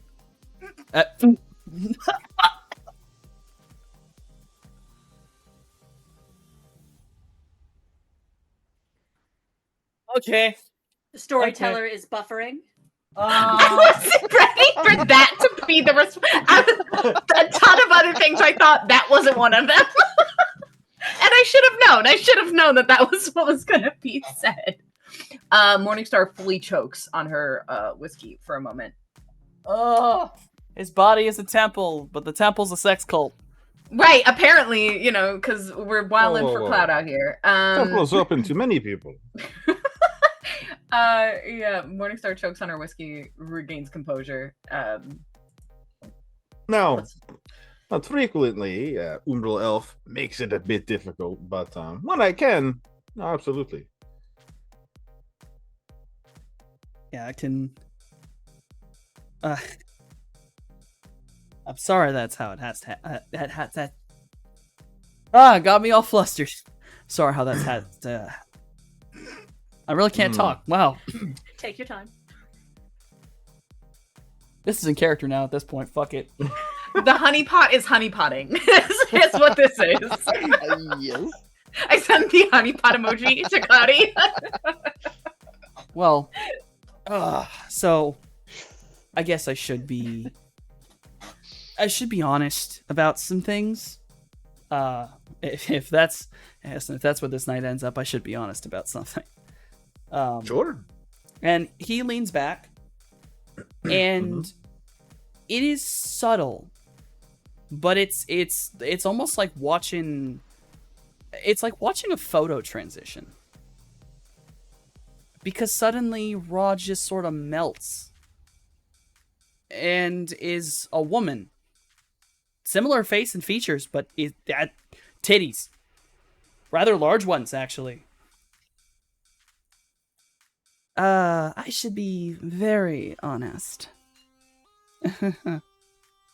Sure. Just, I don't find it very fair to surprise anybody. Okay. What is it? You don't, kind of like points at tits. Oh, yeah, well, no, obviously. Crazy, what the fuck? I mean, don't get me wrong. Still not judging you. You ever, Been a chick? No. No, I don't think you'd be that. No, you ever heard of Surge?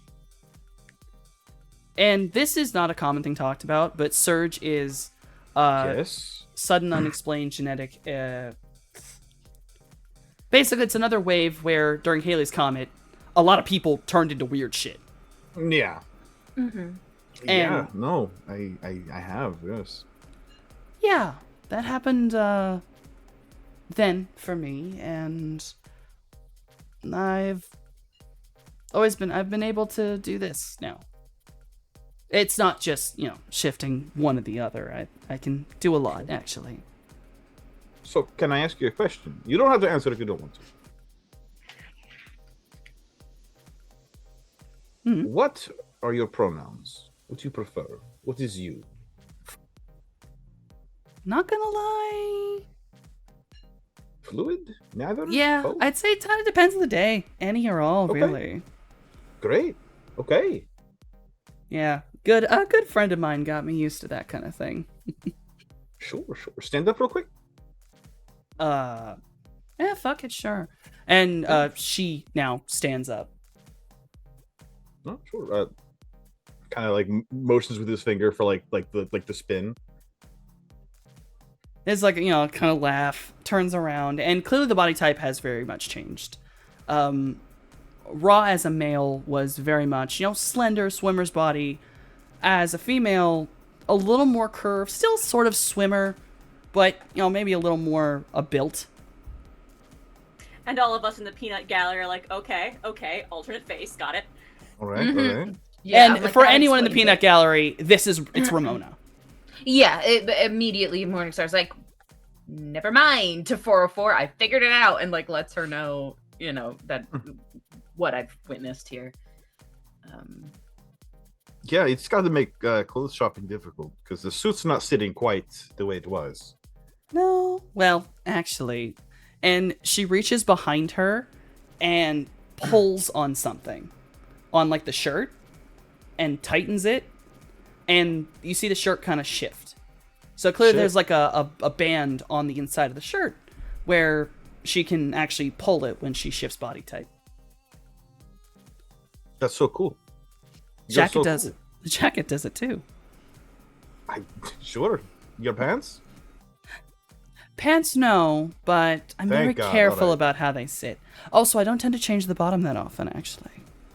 Okay. One ass fits all? Yeah, I like my ass. It's nice. All right. Hey, cool. I look forward to familiarizing myself with you. Your confidence is going to get you in trouble. I mean, hey, it is what it is.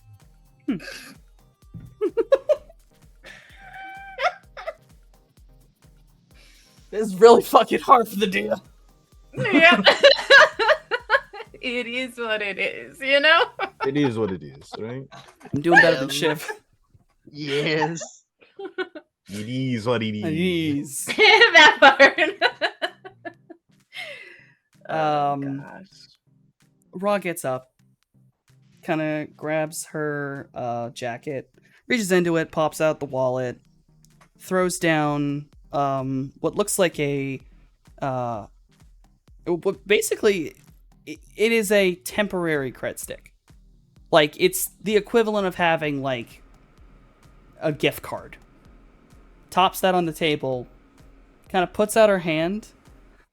Okay. Can we go riding on that nice bike of yours now? Sure. Stand up. Polish off my sparkling water. Put the glass down. P.S. I do not leave fingerprints. The invisible way. And then I'll lead Ramona out now. Oh yeah, and Ramona is ever so slightly shorter than Raymond. Like, ever so slightly. So, like, Raymond was probably about exactly your height, and now Ramona is definitely a little shorter. Okay. So, and no issue, like, very happy. Now, I will say one thing you notice, due to the tightening of the shirt, by, like, pulling it, you can absolutely see that, in Ra's waistband was a very large pistol. Hey. Great. That's perfect. Most of my friends have guns, actually, so. And yeah, so Ramona will follow you out to your bike. What does everyone want to do with this? They are now headed out of the club.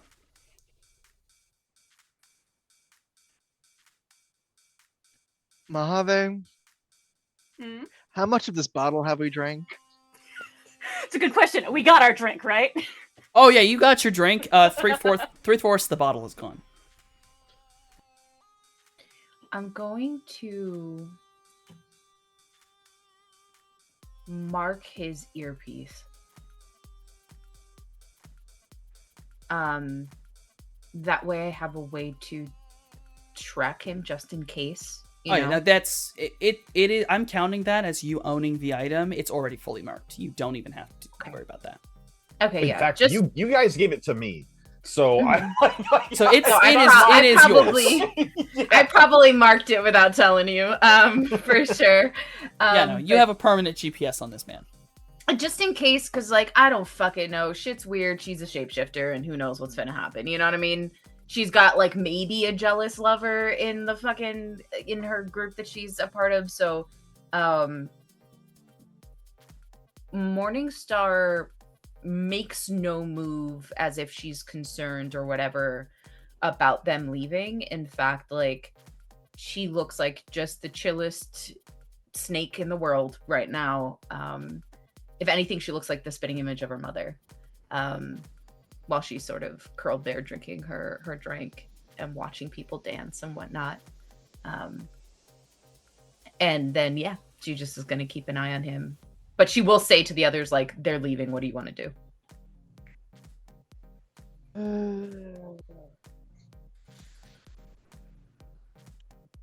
Let's go.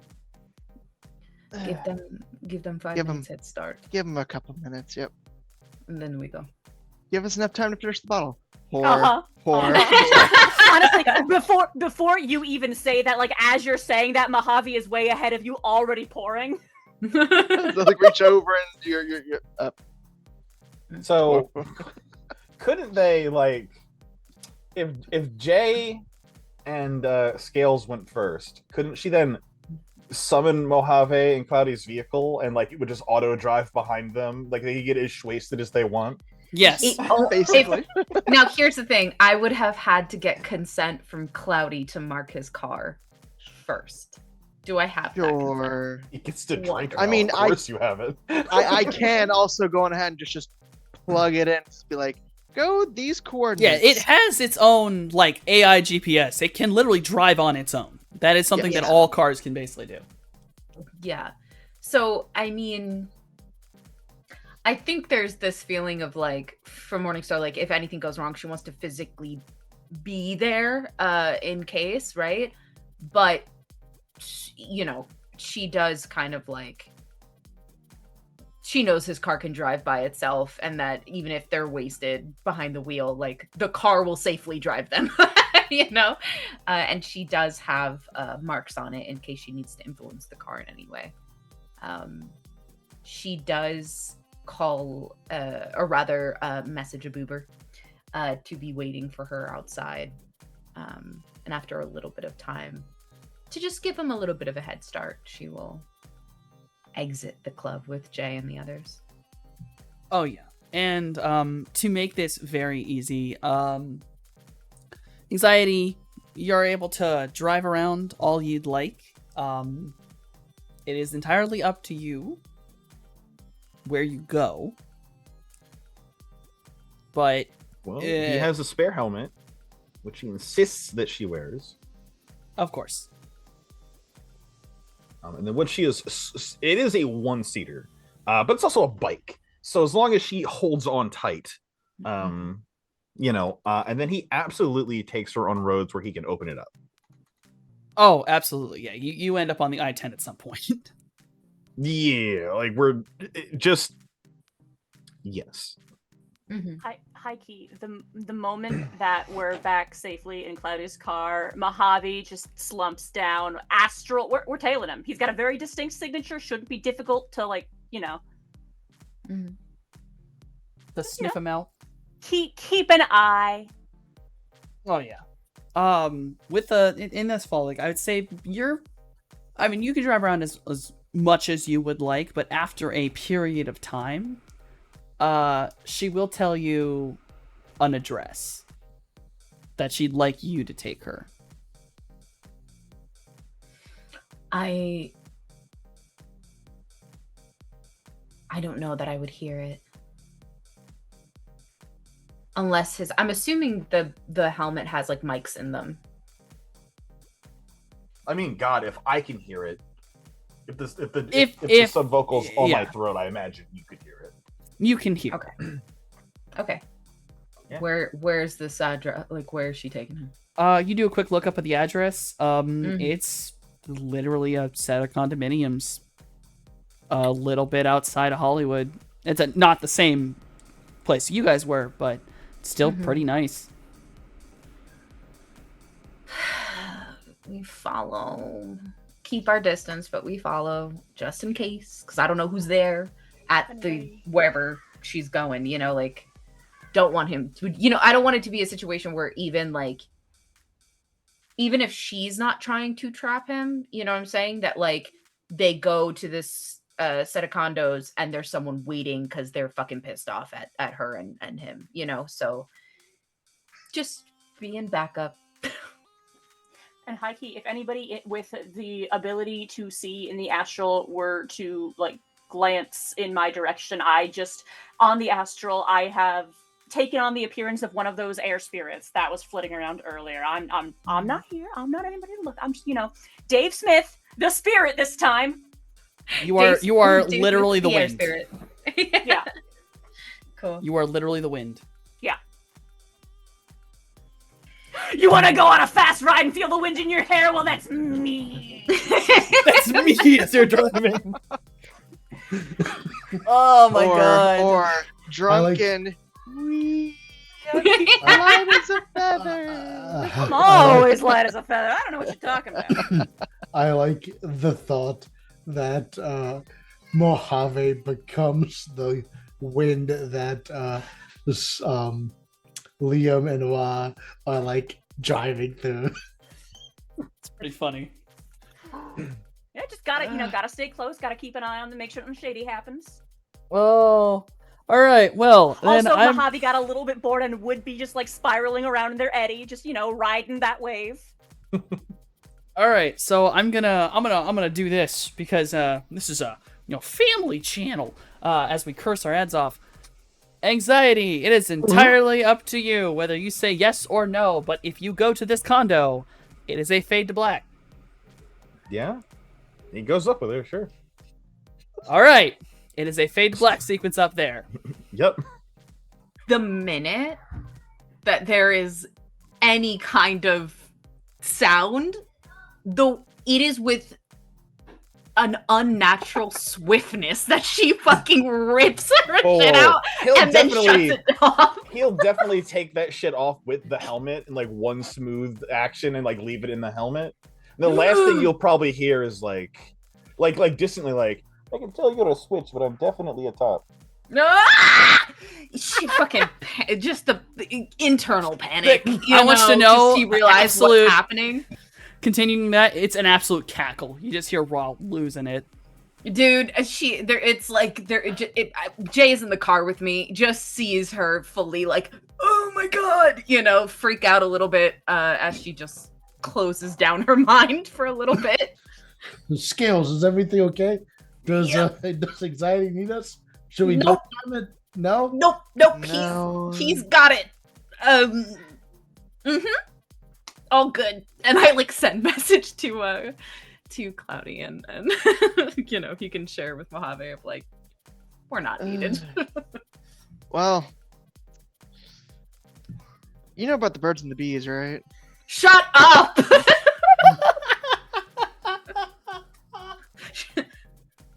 Honestly, asking Mojave whether he knows about the birds and the bees. Well, say, Mojave has no desire to linger there, but he wouldn't have come back yet. He just like, you know what? I'm the wind right now. I am vibing. He's just, taking his time. Partially making sure that nothing shady is happening in the general vicinity of the building where they are. Partially just like, man, I want to be a bird for a bit. Yeah. So yep, no. Don't ask me about the bees. No, but... he does not. Nothing. Yeah, Nothing. You say that, and he's just unconscious in the passenger seat. Nothing is shady on the astral plane. I'll say that I'll give this one any amount of like drive by. Like, you all have been following. It's like, all right, we gotta turn this shit around, go the other direction. You will see a large black van pull up outside the condo. A gentleman will kind of get out. It's hard to see what he looks like because he's kind of in the dark behind this van. You see the figure kind of like straight in a jacket. The figure turns, sees Anxiety's bike, hands go to his side, and back in the van immediately. And the van drives off.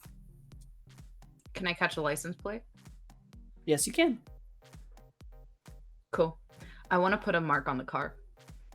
Hacking. It's in self-driving mode. I can just do that automatically, or what do I need to roll? Yeah, self-driving mode means it is on the wireless, so you can hack it from here as long as you're quick. Okay, I'm gonna roll hacking. 6. Perfect. You got 3 marks on it. Beautiful. Keeping track of the car. Yeah. You can track that thing. You could turn it off if you wanted. So you got it. Yes, I can. So yeah, you're able to track the car. Mm-hmm. The car drives for a little bit, kind of around the block. Doesn't seem to want to leave.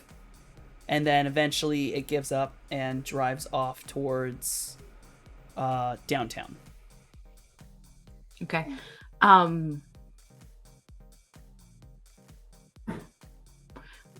Can I, because I have the 3 marks on it, can I see who owns the car? Like, go through the Yeah, you can actually go through the user data. Woo! Yeah. The person who owns the car, you get their license coming up. Well, you get their criminal license up, because they are a criminal. Mm-hmm. One Terrence Hex. I knew it. It is Okay. Tex. Okay. Just real quick, I have to ask that it's been asked. Like, rewinding a moment to when the Liam and Ra are going into the building, are there, from her, any emotional signs in her aura that the honeypot has been reverse uno'd? Like, any ill intent there whatsoever that would flag, like, stress, suspicion? Or is she just like, oh yeah, no, I've met a nice guy and we're gonna have a nice time? I'd say mostly excessive thirst. And then nervousness? You're not sure which kind. Okay. I mean, that's not, oh, I'm secretly, I that's not plotting emotions. No. Nervousness from just normal people stuff. Yeah. I will have shared the information about Tex coming to the house and kind of rolling around the block a few times. I guess, would I have seen him as I'm doing my fly around? Yeah. Like, I recognize his aura from the club, because high key, if he's doing being shady, I want to tail him next. Yeah. Emotional context on him, his aura. It's kind of blank or almost bored as he comes up. Maybe a little bit sad. And then rage when he sees the bike. And he's basically angry the whole time he's circling the block. And when it drives off, it's a lot of sad. Like a lot of sad. My man's is getting a little bit... If he isn't crying, you'd be kind of impressed. Jesus fuck. Good. Bigots deserve anguish.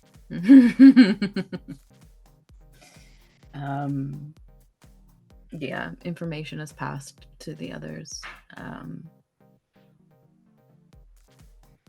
Do you think we should go home? Come back in the morning. I have marks out on everything.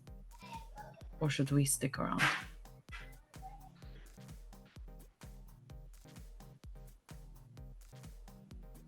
Oh, you're muted. Okay, yeah, you can go on ahead on home if you wanna. Just someone should probably stick around in case, well, whoever it is comes on back. Tex? I can leave a links in the parking lot. No, you cannot. Jesus Christ! The whole ass links! We in left the parking lot. We left the amphibious and the lynx back at home. Bro, imagine a lynx rolls up to you and it's just like, "Where is my boyfriend?" And you're like, I don't know. I can call it. Okay, well, let's not have the link. That thing would is not be that a fast. little obvious. It would be a little obvious. So it will take about 1,000 years to get here. So we'll go home. I don't know which of you want to stay. As I said, Mojave unconscious in the passenger seat, who still hasn't come back yet.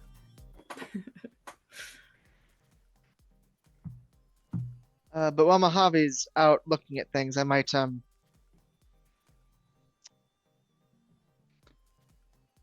Okay. I tell our driver to take us to our address. And I go home with Jay.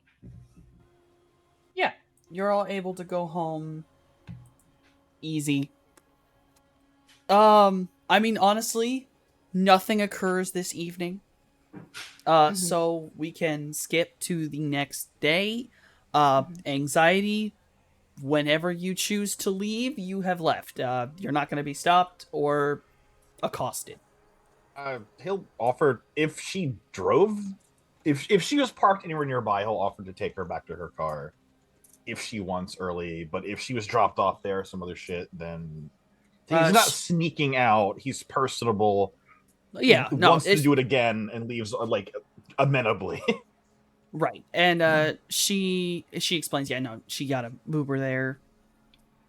She's perfectly fine now that she's at her apartment. she, gives the normal thing of, hey, anytime you want to come by, give me a call anytime you want to. Anytime. Okay. I'll see you soon. Bet. And she also gives you one last thing. Uh-huh. You ever need a job in real estate, just tell me. Oh, sure.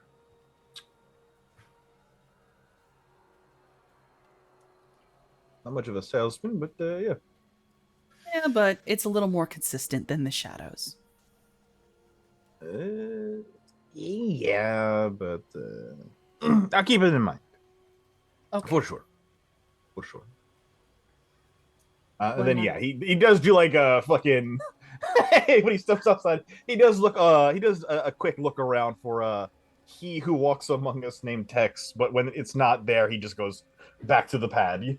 Well, yeah, when you look at your phone, you would have had like a text message from Morningstar just letting you know that Tex did stop by the house. He saw your bike, and he didn't stay, so that's good. But just so that you know, like the Manny was there, High key, Mojave, before he would come back to his body eventually. He's not gonna hang around literally all night as a spirit. He's got things to do, but he would have at least followed Tex back to wherever he was going and just taken note of the location of people he was with, whether he was, going to go have sad boy hours alone in an apartment somewhere, or whether he was going to go commiserate with some buddies who might be a problem later on. Yeah. Oh, I'll actually give this to you, Mojave. Because you can follow him a lot easier with this astral plane. You follow Tex, same way Morningstar did. Sad Boy Hours gets out of the car. When he's in downtown, you watched his astral signature go out. Very quickly and very violently. There was only a twinge of fear for a moment. And then it's gone. Oh. Yeah, that's the moment where Mojave flies back and sits bolt up and is just like, I think Tex just died. Like, I don't want to be a bird anymore. Did I, as I'm following him, did I see anything that might have like made his astral signature suddenly blip? Well, actually, hold on. You have met this person. Roll me a sensing to recognize somebody. That's perfectly fine to recognize somebody. There were 4 people in the room he was in right before he blipped off the astral. Mm-hmm. One of them is recognizable. One of them was Sleipnir. Okay.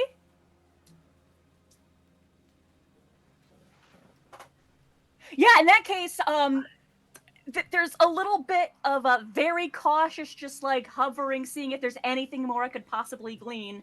And when I am certain that there is no more I can possibly glean fluttering around as the wind or whatever, that's when Mojave flies back to his body and just sort of sits up like, Tex just went back and was in a room with Sleipnir, and then suddenly he went dark. Like, Bzz. like able to hide himself dark? A flash of fear and then nothing.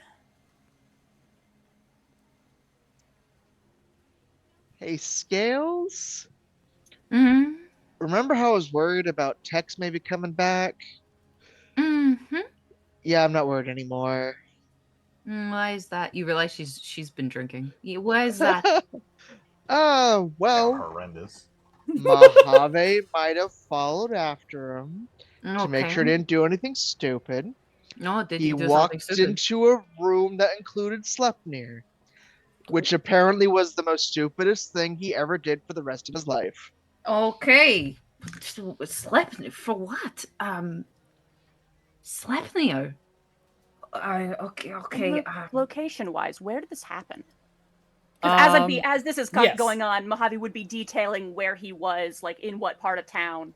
Right. It's like, I know where the Diamond Stallion is. Yes, mm-hmm. And this is a place you're much more familiar with in the regular world, so you can lay the astral on really easily. You were kind of close to the Diamond Stallion, but Diamond Stallion's like near the center of downtown, so anywhere in downtown is fairly close. You were definitely near the coastline. You've walked that area before. It's mostly apartments, kind of shitty ones, but mostly apartments. And of the four auras you saw, that was the only person you recognized. Yeah, Mojave lays out all the details. Of course, it's very much colors and shapes and spirit vibes, but full on, this is where he went, this is how he was feeling, this is what happened, and then suddenly he went dark. Which means he's probably dead. Morningstar, Yes. a little bit after you kind of get this information, Okay. the van starts moving again. Oh Changes location. shit. Okay. I'm up. I'm up. Okay. You hear probably like tinkling of a bottle or something as she like slithers up. Cool. So I continue to track this van. Is there, you know how sometimes they have like a camera, like a dash cam or something in a car? Is there one in this car that I can maybe look through to see who's driving the car? I like that so much. There is a dash cam. Hell yes. Who do I see in the driver's seat? In the driver's seat is no one you recognize. Mhm. Seems like a larger man, human. Okay. Wearing, of all things, what looks like a leather dress shirt? Well, that makes sense for Sleipnir's place. Yeah, he's wearing a leather dress shirt, and as you follow him, he just is calmly driving, ends up smoking a cigarette, just chill. And I see a body in the back seat. No, there doesn't seem to be anything in the back seat. He's getting One in thing you do car. notice is that this van, when I said van, I meant a van. Like, it almost looks like a work van. Yeah. And you can see in the back of this area, there is absolutely an area that probably should have been closed that they did not care about to keep it closed. And you see a couple separate guns in there. So this was clearly a van that techs used to work and had guns in it. GPS tracks it. It parks itself behind the Diamond Stallion. Before its GPS goes dark as the whole van seems to be turned off. The van is behind Sleipnir's place. It had guns in it. I imagine if he's dead, they're getting rid of his car. I will get back to you. I need to call some people. And she'll sort of click off with Cloudy before calling her mom. And she will keep calling until that woman picks up.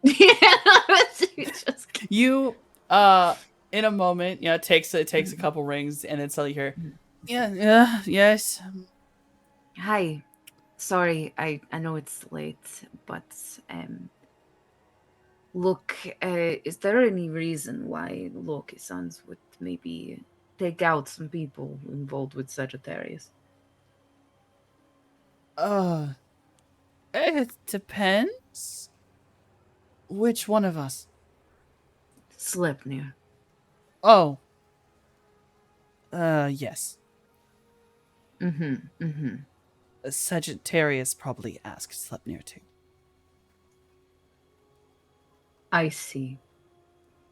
Okay. This was the execution Slip warned us about last night, wasn't it? Or I guess warned me and Fenrir. No, yes, well, there was an execution of a traitor. I see. Okay. I wasn't given any details. Though we all meet together, we keep our territory separate.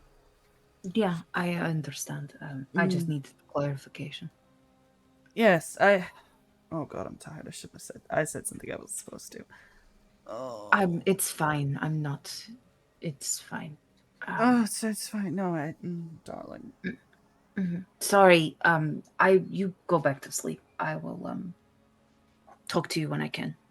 Yes, I spoke with I spoke with Fenrir and I spoke with Fenrir, and he helped me convince Sleipnir. Okay. Would you like to join us when we have the meeting? As my daughter and my confidant. Yes, I would. All right. Goodness, still wiping the sleep out of my eyes. It's happening tonight. I was meaning to call you today anyway. About 7 p.m. A car is going to come. It'll be a larger limo. Okay. Lotus will be there, and she will take you to the meeting spot. I'm assuming by myself.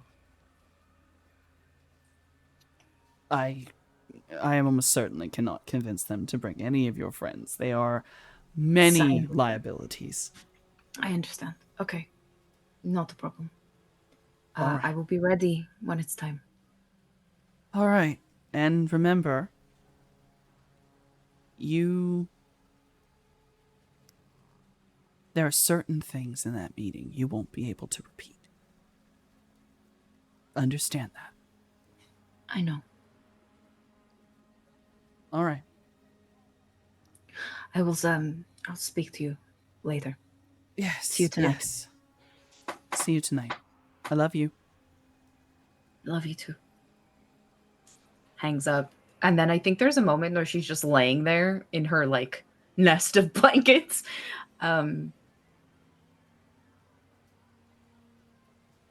She will say to the others, you should come back home now.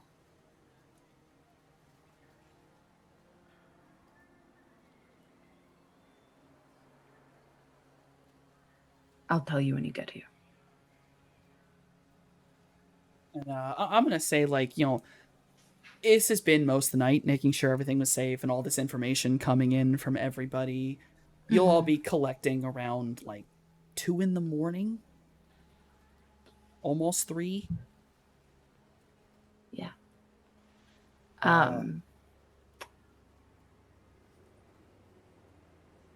When they get back, Morningstar will sort of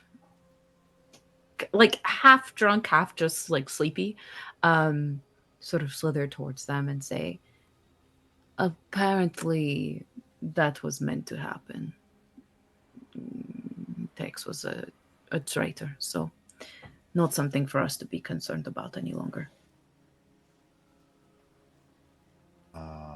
So before I left her place, Yes. nothing to do with her. Before I left her place, I meditated for 5 minutes to activate Stillness of the Void. Understood. And that's it. And then I assume I'm also there because it's 2 a.m. and yeah. Oh, if he comes back, I'm imagining he comes back after they come back, right? Just time-wise, they would have headed back towards the house before he did.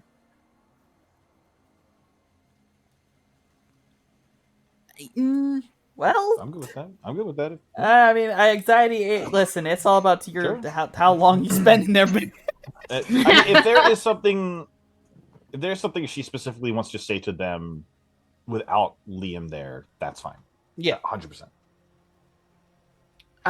All she says to at least Mojave, Jay, and Cloudy is that we don't need to worry about any of that anymore. It is done.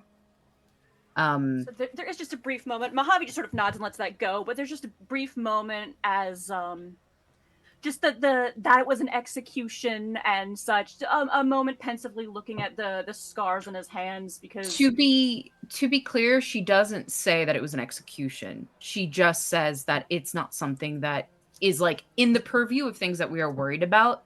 That is not one of them. Mm-hmm. Whatever happened there was between Tex and his maker. You know what I mean?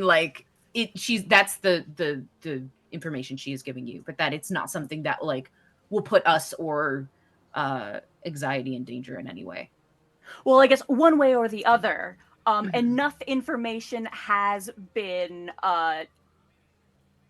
displayed by auras and hearsay back and forth and otherwise that just Mojave's a little bit pensive. And he's just got those scars that on his hand. He's got scars that he doesn't really remember why he has them, but just the thought of like tattoos and loyalty and all of that. He's thinking about some things. He doesn't say anything, but he's thoughtfully he's just in a thoughtful headspace right now. She says goodnight and heads back into her room and goes to sleep.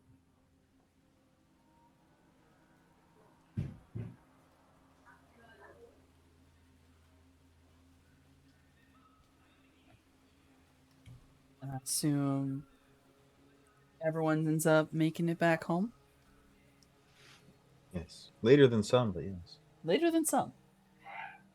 So, you all end up making it back home. And with that, we are gonna take a break. And we'll be right back.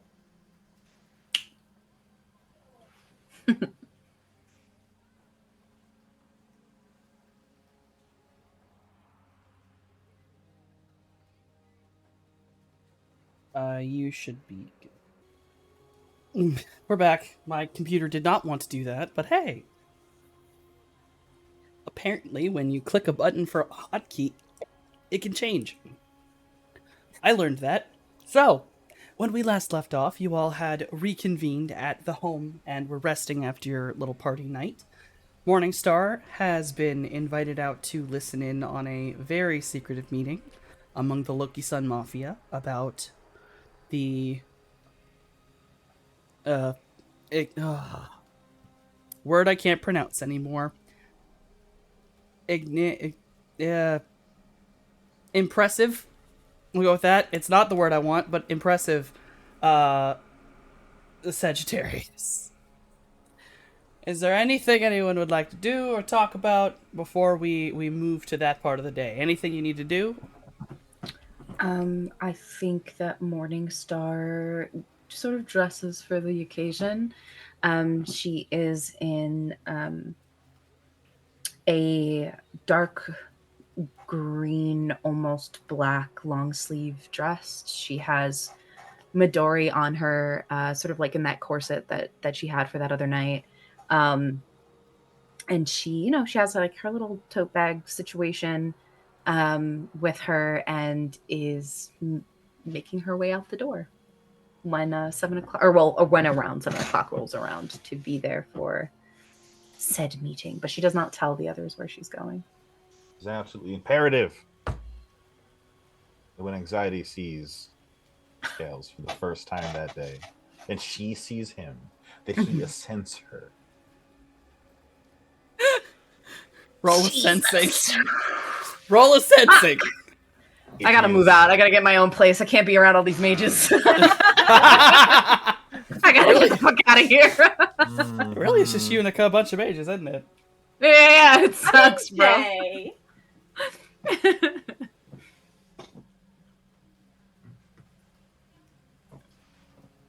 How much can he read off of me? I mean, that's your entire emotional structure. That's your fucking BioWare. That's 3's a good one. Help me.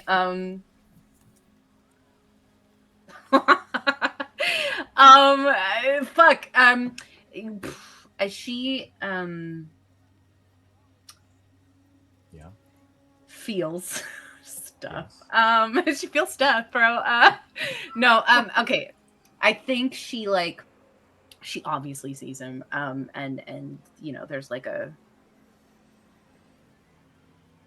there is the sort of baseline of attraction, but I think there is this moment of what would you describe this emotion wise, where she the equivalent of shutting that shit down in her mind immediately, the idea of almost locking her brain down so that she doesn't feel that way. And so there's like a focus that comes over her mind. And then there's like a little nervousness, but it has nothing to do, it's not like directed to him. It's sort of something that she would have been feeling like coming up the hallway, because while she's excited to go do this thing, she is nervous because she doesn't want to fuck it up, So it's that kind of nervousness of like, I don't want to mess up tonight. But yeah, that initial attraction. No, you are not attracted to him. Little nervous because I'm gonna go do something. Focus, and she leaves. The throes of denial. I understand. That's all. Thank you. The fucking Jesus. Oh Lord. All right. So Morningstar, you exit the house. Immediately outside, there is a very large, like we're talking the limos that are like the stretched out. I don't even know how to explain that. They're just SUVs. They're not even like they're not the short limo. They're the big limo. The XL limos. The XL limos. And you get in there, if you'll allow, just briefly, Yes. I feel like during the day, Mojave left to go do Mojave things again for a while, take advantage of those hours. And just the moment of like walking past this car on my way coming home for the evening, and then Scales steps out, and it's like, waves. She gives a little wave and says, I'll be back later. Nod, thumbs up. Yeah. She into the car. Oh yeah. Lotus actually comes out of the, well, I guess the passenger side of like the front of the car. Along with a security guard who was driving the car. The security guard comes around, opens the door for you. Immediately upon the door opening, you can already see the very edge of your mother's tail. Love. Like yeah. she is absolutely longer than you. Love it. Yeah. She gets into the car. Smiles at her mom. Oh yeah. Lotus has gotten in on the other side of the actual center part of the car. She's shift seats. And she's basically sat next to your mother. And it's not so much that she's trying. It's more that most of the limo is full of snake tail. Lotus's legs are, in fact, up on your mother's part of her tail. So it's like kind of on her lap. But not really. It's more just there's nowhere else to put myself. Yeah, which, like, makes sense. And she understands because she takes up a lot of space herself. So it doesn't bother her. She doesn't, like, get weird about it or anything. And door's shut. The car begins to drive off. You watch as the windows tint even darker than they already were. Like you cannot see even silhouettes in the back of this car. And the screen that locks off the back of the car from the driver's thing completely goes up, and you hear a click as it locks into place. So Jormungandr's like leans back. Lotus is like looking like reading, literally is like reading something, like not even caring at that, or seemingly not caring. But Jormungandr looks over. So, are you ready? As I'll ever be. I'm anything I should know ahead of time. It's not too much. It's rare that, how do I put this? There's going to be some people there that you may know. Certainly, you know.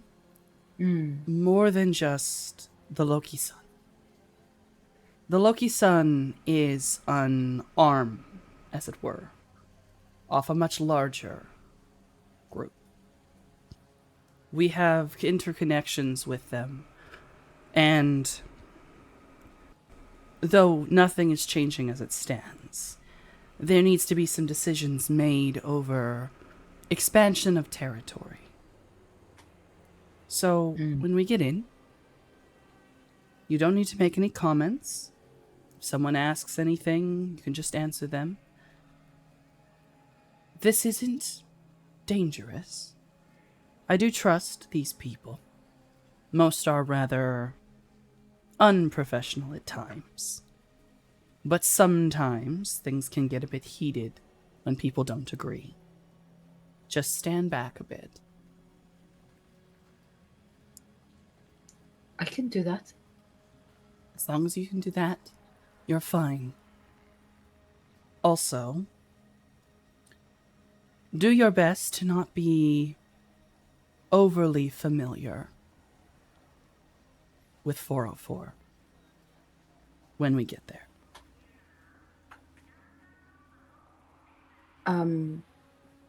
Yeah, okay. That's all that really is necessary. Other than that, it's mostly just a sit down and discussion thing, and you're simply sitting in as what would be soon to be considered my heir. Okay. Hold on. And I'm going to, I don't know what this would be, right? But I am going to, with my own, not that they have anyone that could help them with this, but just in case, with my own comlink, I essentially shut off the ability to hear through it. I mean, you can basically just turn it off. Yeah, like it's there. It's active in the way that should something pop off with them, I'll be able to hear it, but they can't hear anything that's coming through mine. Does that make sense? Yeah, no, I understand. You're basically shutting off its speaker, but right, or exactly. its microphone, but you can connect to it. Right, exactly. Because I want to be able to, because I don't want anything to happen to these people, but also I also don't want them to hear any of this stuff that I might be getting involved in. At least not yet, until I know what I'm getting involved in. You know what I'm saying? Oh, of course. Yeah. So you drive for a good bit. Obviously you're not blindfolded, and yes, the windows are tinted, but you can actually see outside of them. You realize you're going to Fun City. Oh, I'm familiar. Yeah, you're very familiar with where you're going. In fact, you go past Casino Eclipse, and you end up at the marina. And there is a familiar, very large yacht in the water with Fiero written across the sail. Understood. Your mother gets out. You get out. Lotus seems to shut the book, and like as you're getting out, you feel something. You're not sure what it is. You're not. It's kind of like and you kind of notice that it's raining, but not on you.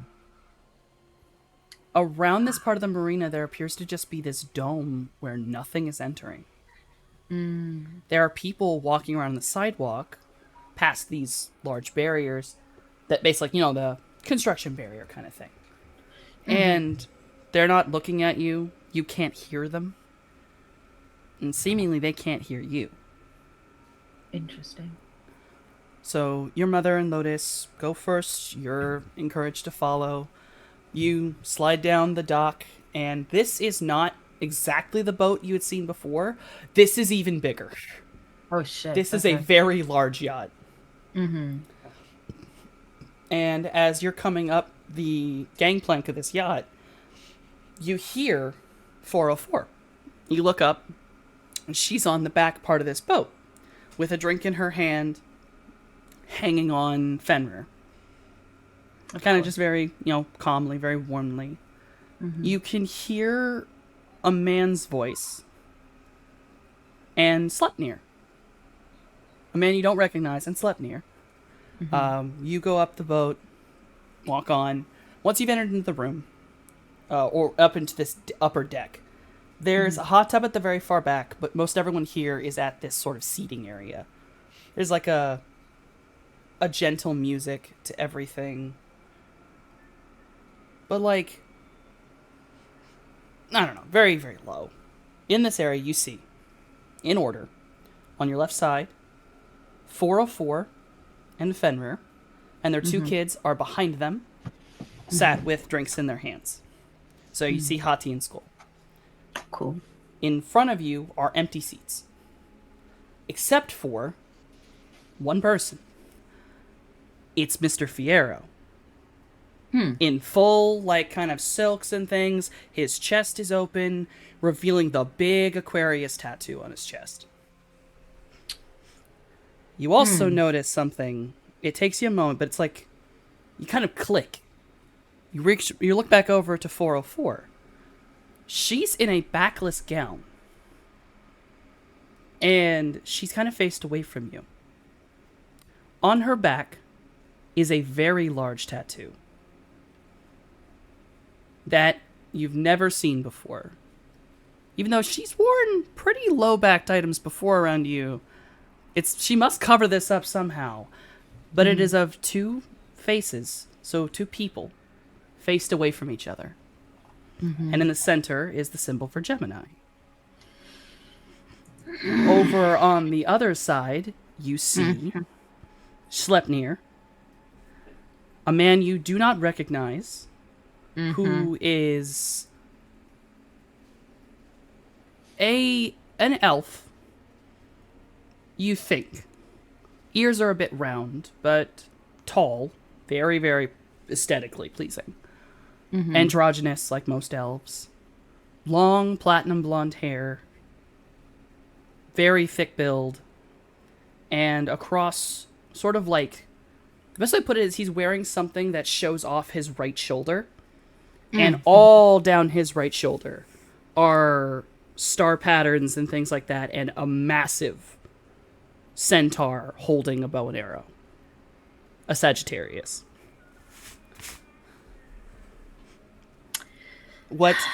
Now, Sleipnir's next to him, and behind them is Ra. In female form, arms crossed, kind of just holding a drink and just looking out over the water. Doesn't even really look up or seem to mind. Kind of like glances over, sees you, smiles, kind of nods, and then just looks down. And it was very impersonal. Ra's not seen you before. So it's kind of like, whatever. She was busy staring at someone else, so she she was very busy. Very busy staring at somebody else.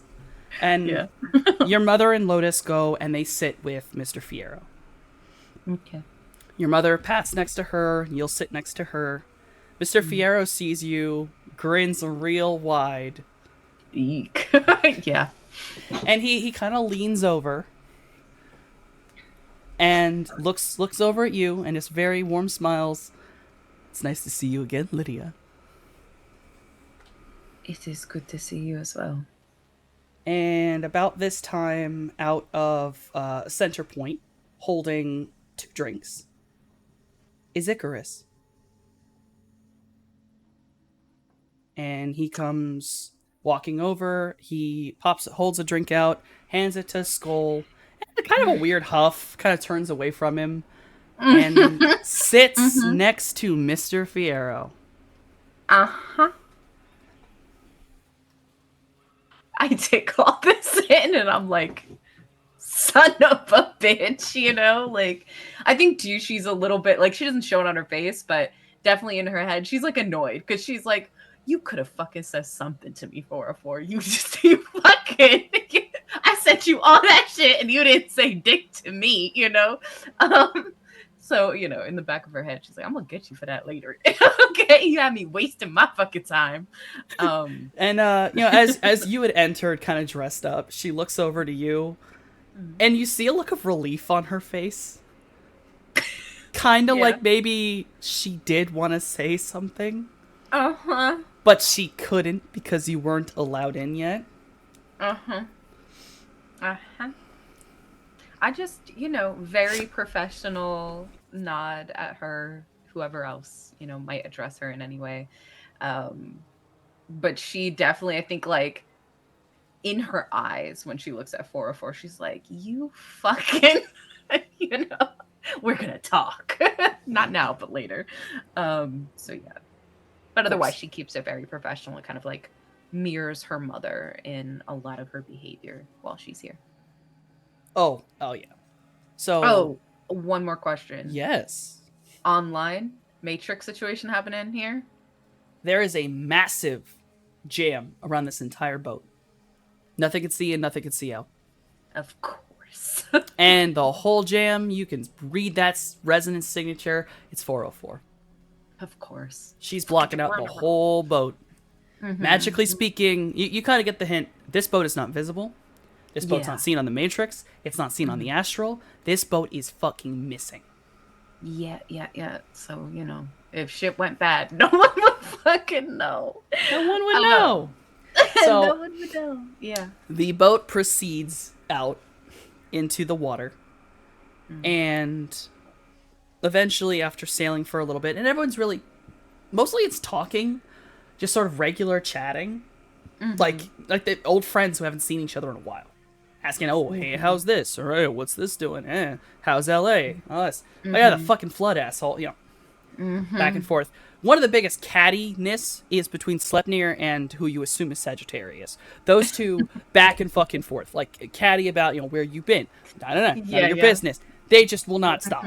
And behind them, you see Ra just hand on face, wiped down, like, utterly fucking done with the situation.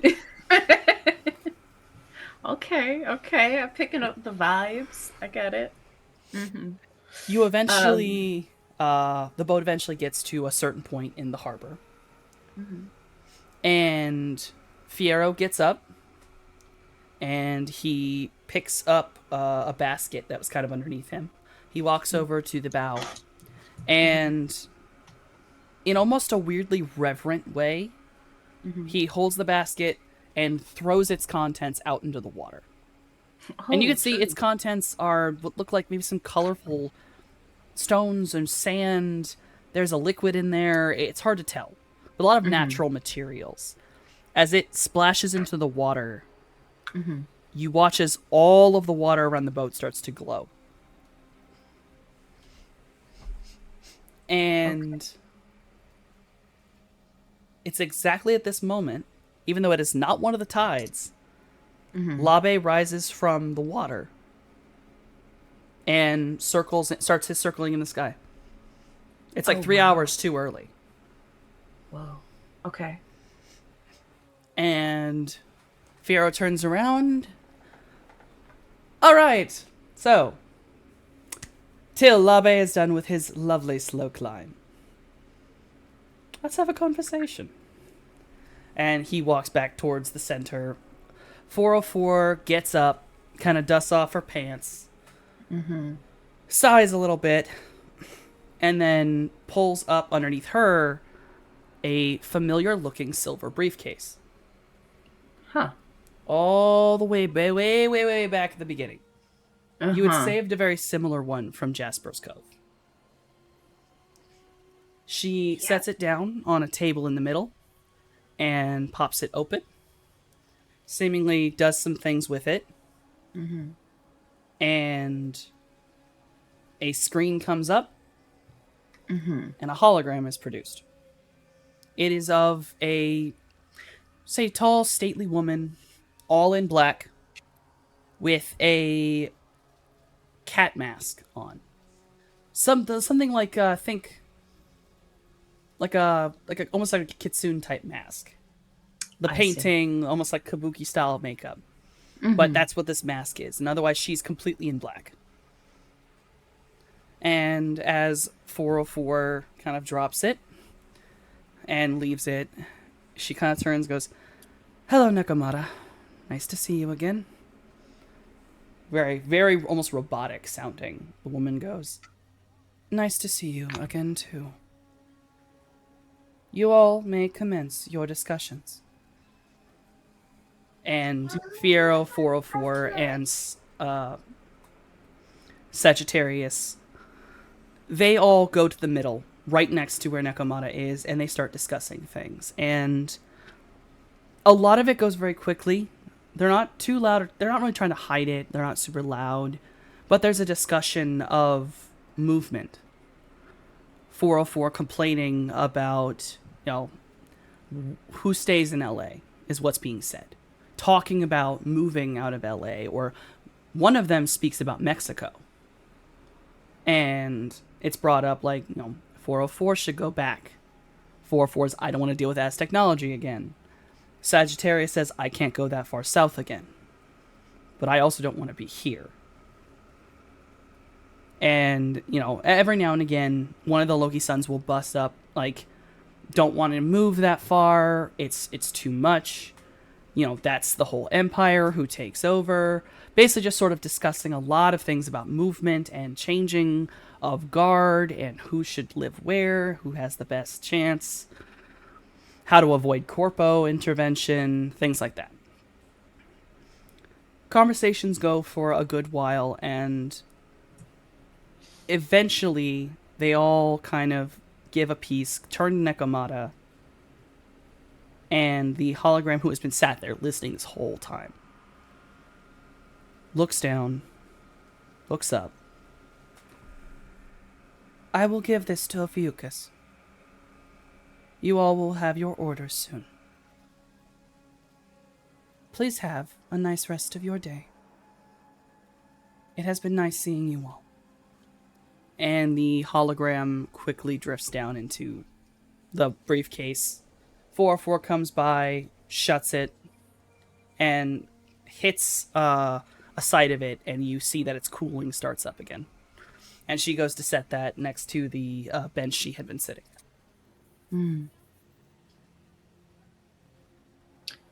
During that conversation, did I hear anyone take an interest in moving south? The seeming statement was that it seems like 404 was the favorite to move south. 404 had lived in Atzlan before, speaks Atzlan Spanish. Most of her group has been from Atzlan. She could run under Az Technology's nose, fairly simple as she's done before. But obviously she's kind of like she doesn't want to leave, but at the same time. And this whole time, if Nekomata had said anything to these three, or they talk to each other, they are calling each other Gemini, Sagittarius, and Aquarius. I see. Okay. What was my mother's sort of disposition throughout the whole back and forth? How does she seem to be feeling?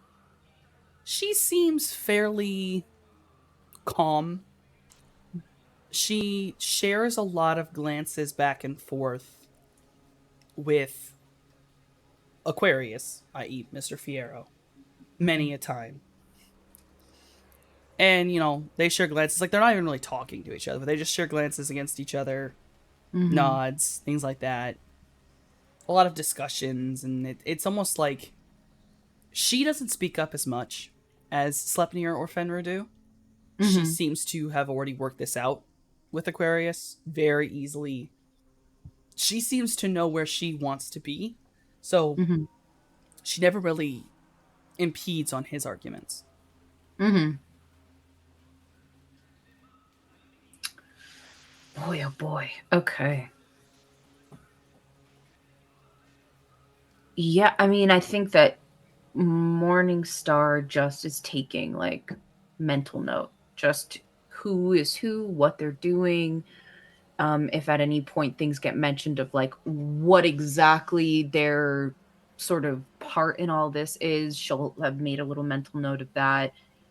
It's a lot of her just having like a hyper focus, because she does eventually want to become a part of this. So she's like, it's super important for me to know what's going on and remember these things. So it's just a lot of her sort of really paying attention. Yeah. There's one thing I can give you that you can kind of pick up on. It seems, at least like the consensus, was that if anyone goes south, they don't want to leave the Pueblo Corporate Council, which is the country you're currently in. They don't want to go into Atzlan. They don't want to test Az Technology. My brain can't remember a fucking southern city because they really didn't choose it. They're figuring that out. But Yeah. there is another city they mentioned directly, Mm-hmm. and that's Las Vegas. As that gives a good triumvirate near the desert to the south, and that's Mm-hmm. another big city with a lot of money in it. Mm-hmm. And, you know, with the casino talk, 404, though a bit grumpy, it's kind of like it's half and half between if they'll make her go south or she'll follow with Fenrir and go to Vegas. Mm-hmm.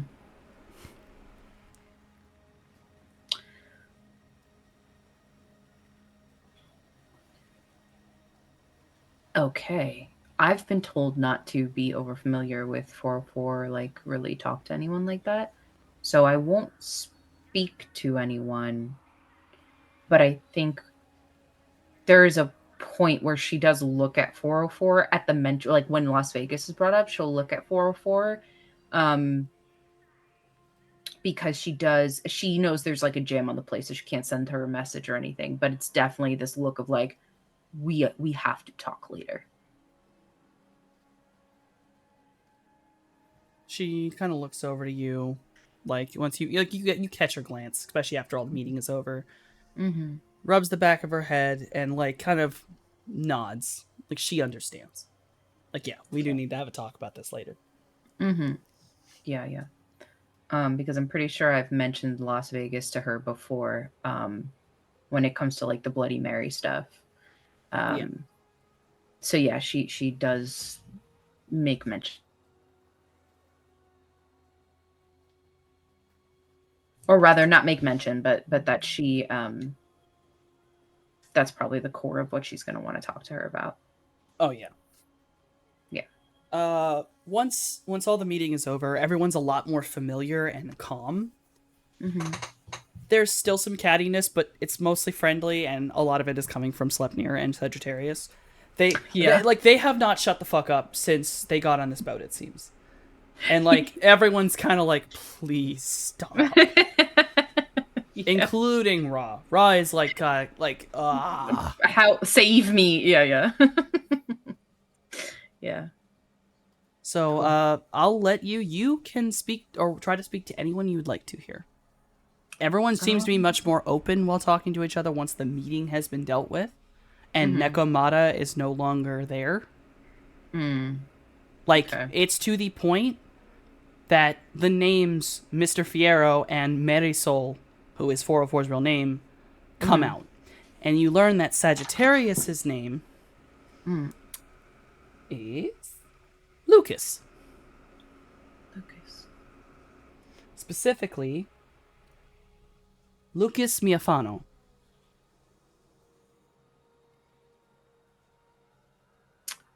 Okay. Yeah, we fucking tuck that information away for later for sure. Yeah, I think she's gonna talk to 404. Like when it seems like, people are chatting it up with each other and it won't seem so like pointed that I go to talk to her. That's the moment that she'll try to have a little conversation with 404. You gonna slither over there? Yeah, slither over to where she's at. 404, you see that she actually has her mask, her real life mask, sat at her hip on a belt. She sees you come over, she smiles. Hey, kiddo. What's up? You could have told me, You think that? You think that? I really couldn't. Look, Well, kiddo, everyone makes deals. Some deals you don't break. I know, I get it. But I sent you a bunch of stuff and it feels like a super waste of time to have done that. I know, but what would you have done if I just said, hey, don't bother with it? You know you would have gotten curious and you would have bothered with it more, and then something would have been it, and I didn't know if you were going to be able to be here. Fair enough, you're not wrong. I am curious of mind. But more importantly, I have to speak with you about Las Vegas. Oh, yeah. Fuck. I know. Ophi's gonna make me do the move. Who? Ophiuchus. Oh. Mm. To the south or to Vegas? Probably to Vegas. They all think I should go south because of, well, easier. But Sleipnir knows Atlan Spanish better than I do sometimes. Oh. That motherfucker knows like 17 languages. I don't know what the hell they're talking about. Besides, down south has better brothels, so they'll fit in just fine. That definitely seems more their vibe. But Bloody Mary has a event for an opening of a biodome there coming up at some point. Oh yeah. It may be of interest for you when you get there. I don't know when you plan to move, but I figured you should know, especially because she's heavily involved with Manonongo. Figured. Bitches of a feather, huh? Right. Speaking of feathers, and I proceed to give her just like a little, kind of like brief description of Mojave's situation. Not necessarily Mojave specifically, but rather the family that, like, I can't right now remember Ollie's last name, but the like gang that was out there, and that the brother is still alive. It was Falcone. Falcone. I knew it was Italian. Yeah, Falcone. And I'm pretty sure, correct me if I'm wrong, DM, that is who Bloody Mary is opening Biodome with. 4-4 kind of does like an off look. Kind of similar to how you would when you're looking something up. Mm-hmm. Yeah. They actually pushed it back due to the storm here. Mm-hmm. Something they were waiting for. Looks like the biodome opens in 5 weeks. Good to know. Look, I don't know how much you know about magic stuff, but recently Bloody Mary sent someone after a person in my group to collect his teeth. The Umbral Elf, right? Yep. What's his them. name? Goes by Anxiety on the street. Mm-hmm. Good name. Mm-hmm. Okay, that's also something we're going to have to talk to. And she like looks you up and down. What? Unlike your mother, you can't hide your scales. She has this moment where she wishes she could fall through the fucking ship. It says it doesn't matter. And that's stupid. It doesn't matter. My point is, I don't know what Bloody Mary is planning. She wants his teeth. The mages in my group they talk of ritual. I don't know. If I'll have to ask. I'll have to ask around. But if I'm not wrong, she's getting a gift. She's getting a gift. There are certain things, especially spirits, who don't like delays. It's not good to show up without a gift. And there's a certain spirit we know who loves the special, the weird, the not usual. And even I know exactly how rare Umbral Elves are. This is one of the only places you can get a population of them anymore, after the shit that went down. Oh, shit. I hate to say it, but I think your friend's under fire for, sadly, existing. Fuck. String of fucking curses fall out of her mouth. Also, wait, why is he losing teeth? I don't know. Okay, so like, you remember the flood happened and it was like weird stuff with Vera. So like in the fight, he like swallowed a bunch of her blood by accident, and so now he's losing his teeth, and they're all like shark teeth in his mouth. You're telling me that this excessively unique individual, who also is unique in that they are awakened and an adept, is now also partially a spirit that is currently locked away and is unable to be accessed, making them excessively unique. I didn't think of it that way, but yeah, sure, that's what's happening. Yeah. Yeah, it's real bad, huh? It's not good at all. Okay. Luckily for you, I don't know how often she's going to try, because she's probably running out of time. So, I don't know, keep him safe for maybe a week more or two. She might move on. Unfortunately, she might grab someone else unique. Not sure who.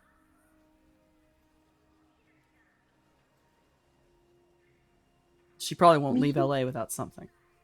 Unique like how? Like... Oh, God, that fucking spirit. I don't want to say her name, but you know who I'm talking about. She likes anything. Anything that's a soul that's different, changed, monstrous, even if she's changed them herself.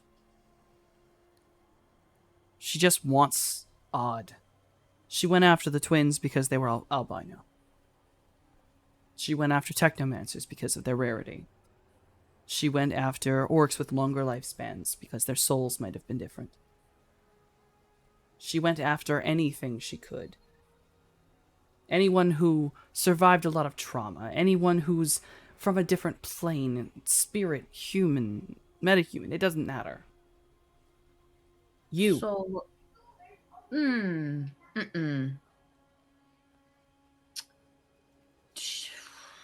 I will put a pin in that particular thing for now, because that is a lot. Do you think she would have any interest in, I don't know, a person who's like astral beacon? Maybe?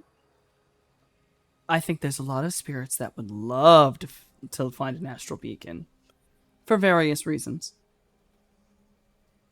I think there's a moment where she looks a little sick, where Morningstar's just like, oh, fuck. You know, like, it's not fucking good, bro. Like, definitely a little flicker of fear on her face. And unfortunately, because she cannot hide her scales yet, there's definitely this, like, it's not so much rainbow as it is, like, shades of that, like, sickly pale green color that run through her scales, as every single extreme horrible thought runs through her head of what could happen to her friends.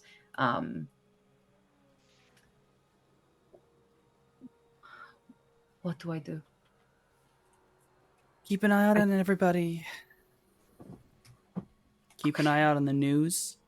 Look for missing persons. Because if you see someone who seems a bit special go missing, you're safe, but that also means that person's probably headed off to Vegas real fast. I will say this. I'm damn certain Ophi is fast when he makes his decisions. Within 2 weeks, I'll be able to tell you whether it's me, your mother, or Slep that's going to be in Vegas. Either way, in 2 weeks, there will be someone you know in Vegas. So it'll be a little safer to be there. I'm not saying we can help you. There's a limit to what we can and cannot do. I can help on a runner basis, but I can't help with anything bigger than that. This person here, this tattoo, this can't leave this boat right now. We cannot be known. Of course, I won't tell. Okay, I'll cloak them somehow. I'll keep them safe. Is there a way with what we can do that can maybe, I don't know, dampen the aura that these mages give off? You and me? Oh, absolutely not. That's not good. our field. Right. Ugh, fuck. You could ask... Lotus is probably one of the strongest mages in the city right now. Especially after what happened during the flood. Yeah. Okay. Yeah. But in the end, you can't tell them who you met here. But you can tell them some of the information. You can tell them what Bloody Mary's looking for. And you can tell them in 2 weeks, there will be friends in Vegas if they want to go there and wait for her. Because one of the best ways to stop her from doing anything to you here is preempt her. Head there where she doesn't think you are. She's either going to go right where she could be easily found, because she doesn't blend in that well there. Trust me. Vegas has its own kick to it. Okay. Yeah, I can do that. Thank you. You're welcome, kid. And honestly, sorry you got wrapped up in this. I know you just wanted to be close to your mom. I know you wanted that kind of thing, but this life can get real weird real fast. Even weirder and scarier than a runner. Well, I asked my mother to be a part of this because I wanted to be a part of the Loki Sons. Getting to spend more time with my mother is great, but that wasn't necessarily my goal when I asked. So I'm not scared of how weird this can all get. I've been through a lot, so I can handle that. That's fair. Well, then you can keep something inside you right now. Something you should remember. Now that you've been on this boat, you're not just a Loki son. Welcome to Zodiac. Oh shit. Cool. In her head, she's like, "That's cool and normal." Out loud, she gives a nod and says, "Do I get the cool tattoo?" You can. There's plenty, actually. You can even get ones you can hide. Okay. In fact, actually, a lot of them can be hidden. Fiero's the weird one. He doesn't hide his. Then again, if I was someone like Fiero, I wouldn't feel the necessity to. Yeah, he's like a dragon or whatever, right? Yeah. Kind of like Yeah. hubris is their whole thing. Like that's kind of in the Yeah. She's like whispering that because she doesn't want him to hear her. Ooh. You know, Mm-hmm. he's your mom's boss. Yeah, you know, let me give you a little explanation. Yeah. There are Cool. There are the constellations. Okay. And there are the myths. Oh. Constellations are like Gemini, Sagittarius, and Aquarius. The myths generally name themselves after mythological creatures, but they specifically follow the Chinese zodiac, i.e., Sleipnir, the horse, Fenrir, the dog, Jormungandr, the snake. Every star, every constellation has a myth. Partners. Always. So you better get real used to seeing that dragon. Because if you take on your mom after whatever might happen, he's your boss now, too. I'll give, comparatively to some dragons I've met, he's fairly sympathetic. Granted, I've only met 3. Oh, that's cool. One's already Only dead. 3. That's not great. I really don't. You got to work on how you deliver certain news because that's not encouraging at all. You know, your mother said the exact same thing to me once. Right. Well, clearly, reason. She's rash, and it doesn't matter. Thank you for the information. I would like a cool tattoo, but I guess I'll think about it first of what I want. and I will find a way to handle the rest. Okay. Just one thing. Honest thing, kiddo. Mm. Now that you did this, you don't get out. If you want to get out, you disappear.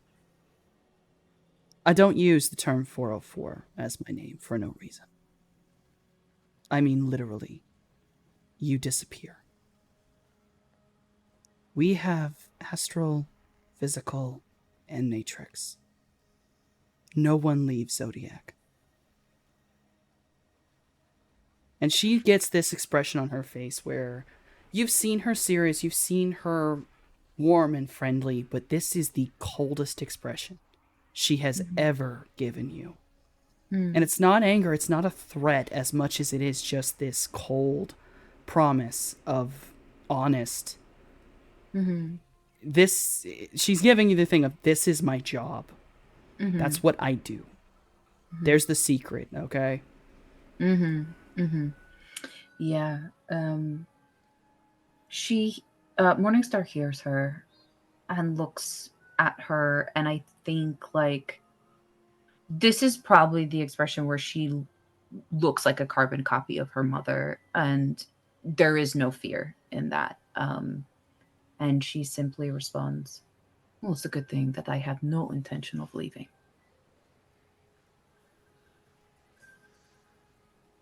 She like watches you real closely. She nods. Okay. No fear. In and out of the Matrix. You know what? You would have made a good otaku. I will take that as compliment. Yeah, now you just got a shortcut. Alright. Where the fuck's my drink? She will go over to her mom. And just kind of hang out there until, we hit shore again. Yeah, and the rest of the night is filled with a lot of conversation, very warmth. You're offered, drinks. People are friendly to you. If anything, you'll notice that there's two people who seem very closed off. They actually end up in the corner talking to each other, kind of not wanting to talk to anybody. One of them is Ra, and the other is Hati, 404's daughter. And then those two, like, they're just sitting there, literally, like, Hati is smoking. Ra holds hand out, Pat, like, takes a cigarette, lights it, and they're both just sat there, like, they do not want to be there. They're so bored. This is just not their scene. They do not want to do this.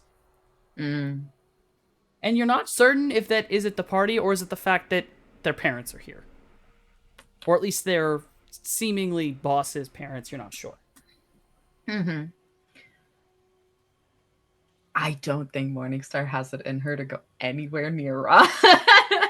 I don't think that she like feels comfortable enough around Hati to do anything than be like polite in terms of if they look her way at any point, she hi, but she is like, nope, do not trust myself. So I'm not gonna put myself in that position. But I think she does sort of mentally go like, how it like it's very weird to her that they're there when they don't want to be, when like in her, like she had to ask to be here, and basically like get her mother to get her here, like, you know what I mean, like she has the desire to be a part of this and these two clearly don't, so why are they here, like why not let them just go and live their own life type of thing.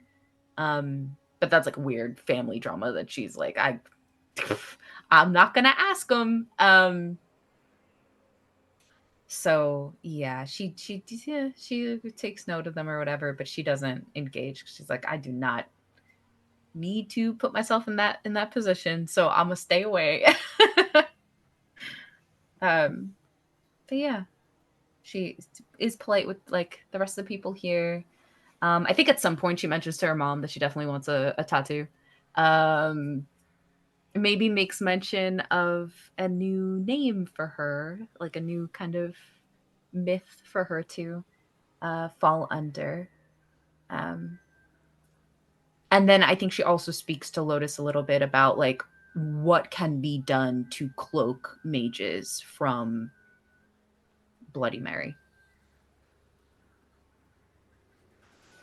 As you're like kind of talking about it, Lotus like gets like a real think about it, and she's like, the mention of the name Bloody Mary, Lotus is pissed. Like automatically, you watch her go from all right to okay, now I'm mad. Yeah, like she tells Lotus about the weird like teeth shit and like how she was pissed off, and you know a little bit of what 4-4 told her about what Bloody Mary's probably looking for. Yeah, all that stuff. A lot of eye rolling. She kind of thinks about it, sits there, kind of rubbing her chin, pauses. Give me some time. Okay. I might be able to figure out what ritual she's using. If I can figure that out, I can tell you how to stop it. That would be extremely helpful. Thank you.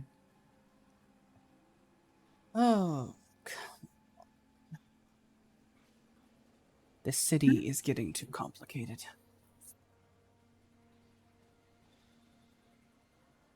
It's as complicated as it's ever been, I think.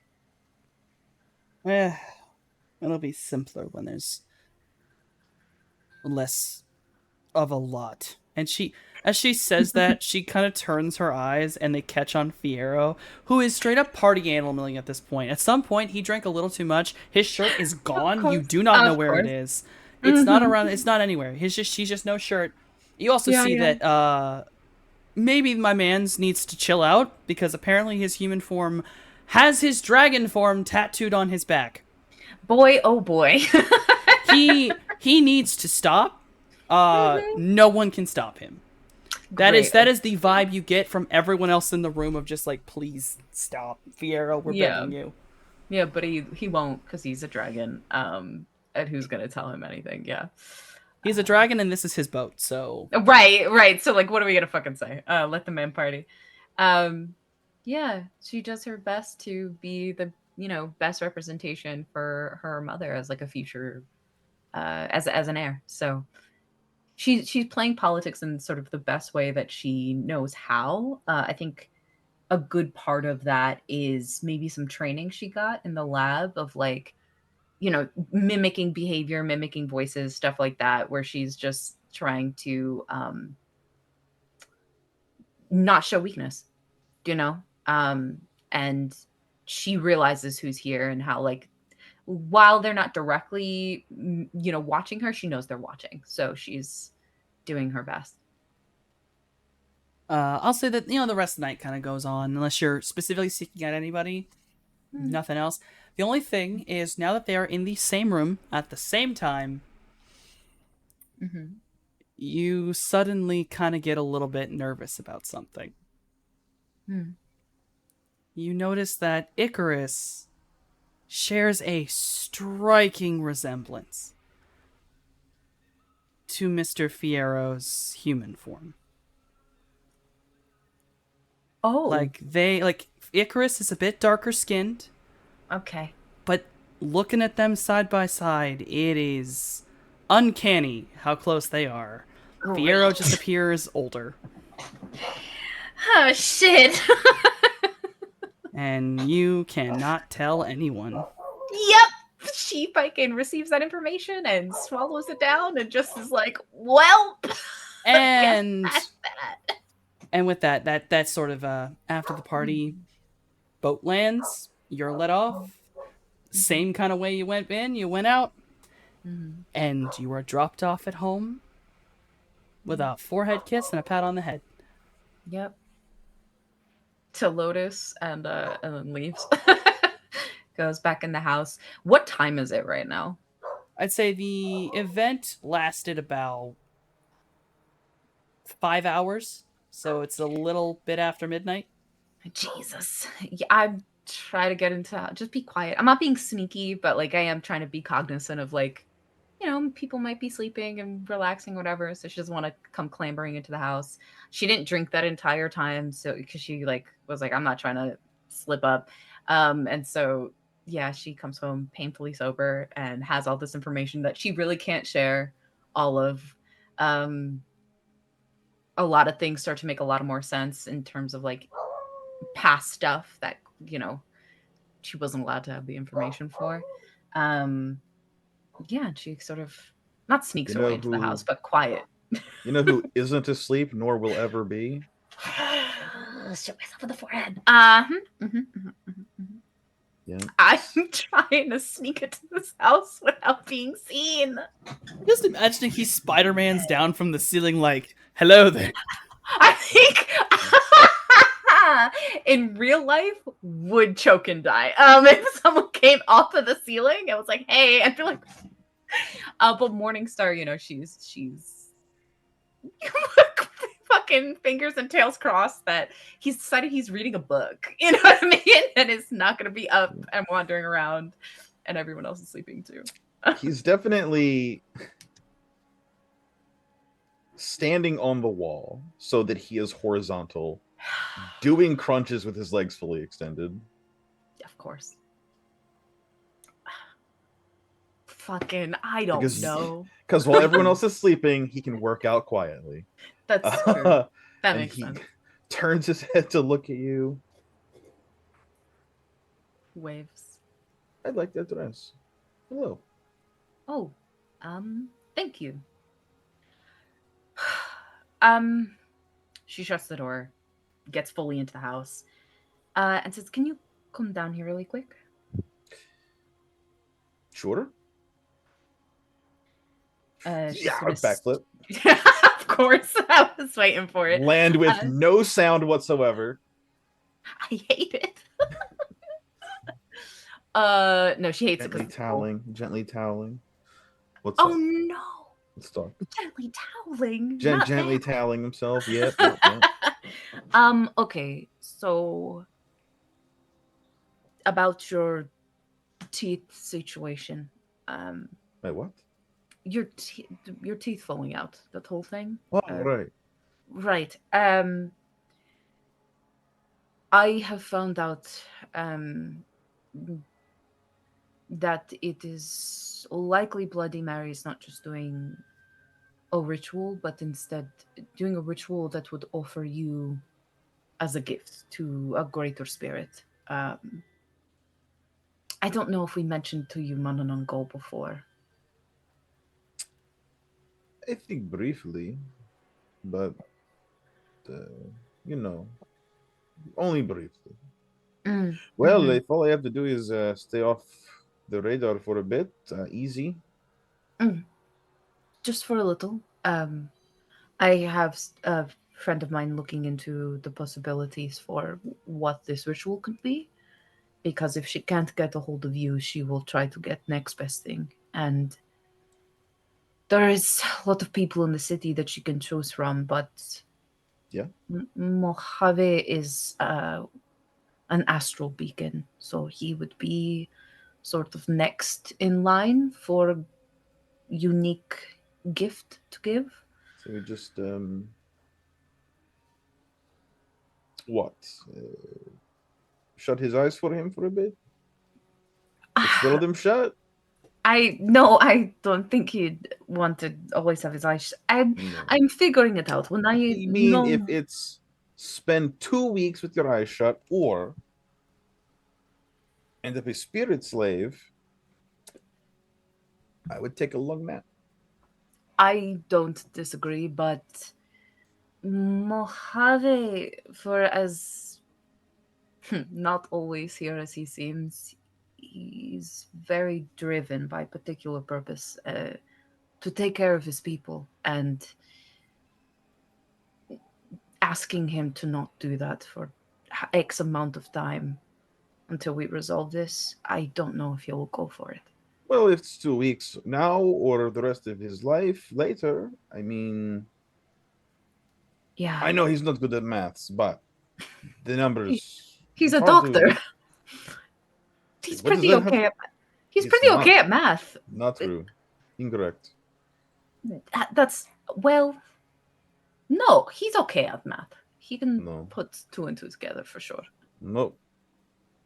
You Watch have it. definitely seen him counting on his fingers. No, Right. I'm trying to Next- defend his honor. he eyeballs potion ingredients. He's not measuring anything. I watch him. Oh, why? I watch all of you. What? I work What? 22 hours a day. What do you expect? Oh, And I can't leave during the day when you're all awake. Right. What, right. No, you're right. That's very true. Okay. Yeah. Is he awake? Do you know? Have you seen him moving around today I hope not. or tonight? Mojave, are you haunting this house?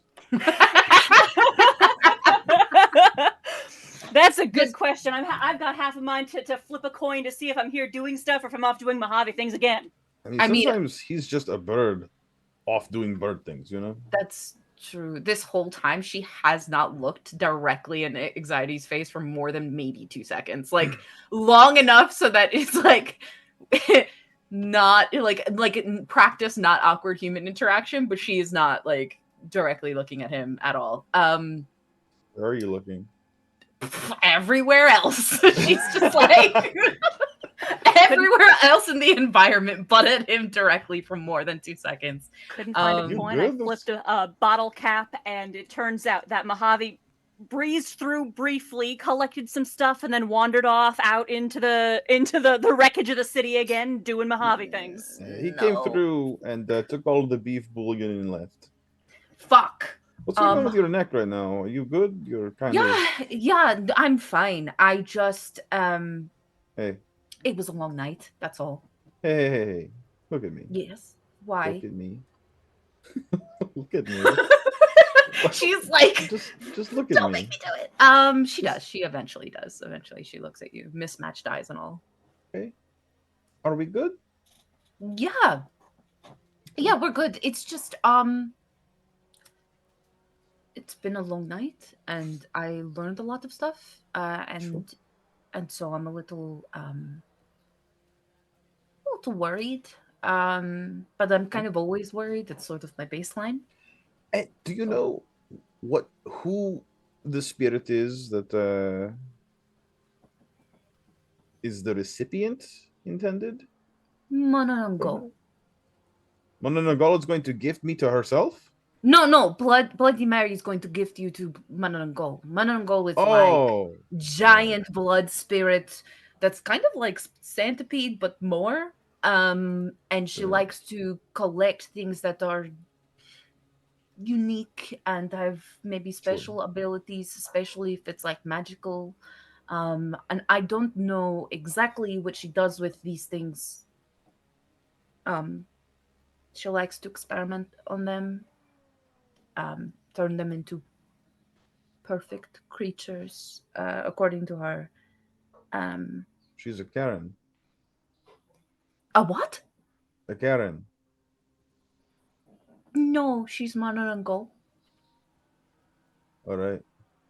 I'm sorry, I don't understand the reference. Well, right. Mojave is not here though. He is off being bait somewhere else. Fuck. He doesn't use a phone. Right. Okay. He's a bird, so. Fuck. Do I know the haunts of? Well, hold on one moment. I'll walk over to the fucking gaping hole in the wall. This motherfucker's an astral beacon. Where do I see him? True. Whatever. True. He's a big beam in the sky. Yeah, I mean, whatever. lately I have been running around in form of the wind, a rat, not exactly, full on shining lighthouse. I don't think you could turn that part off, dog. I think you're just a rat beacon or the wind beacon. The beacon size shrinks or grows depending on what you are. Now I wanna clarify something. I see the extract points. All right.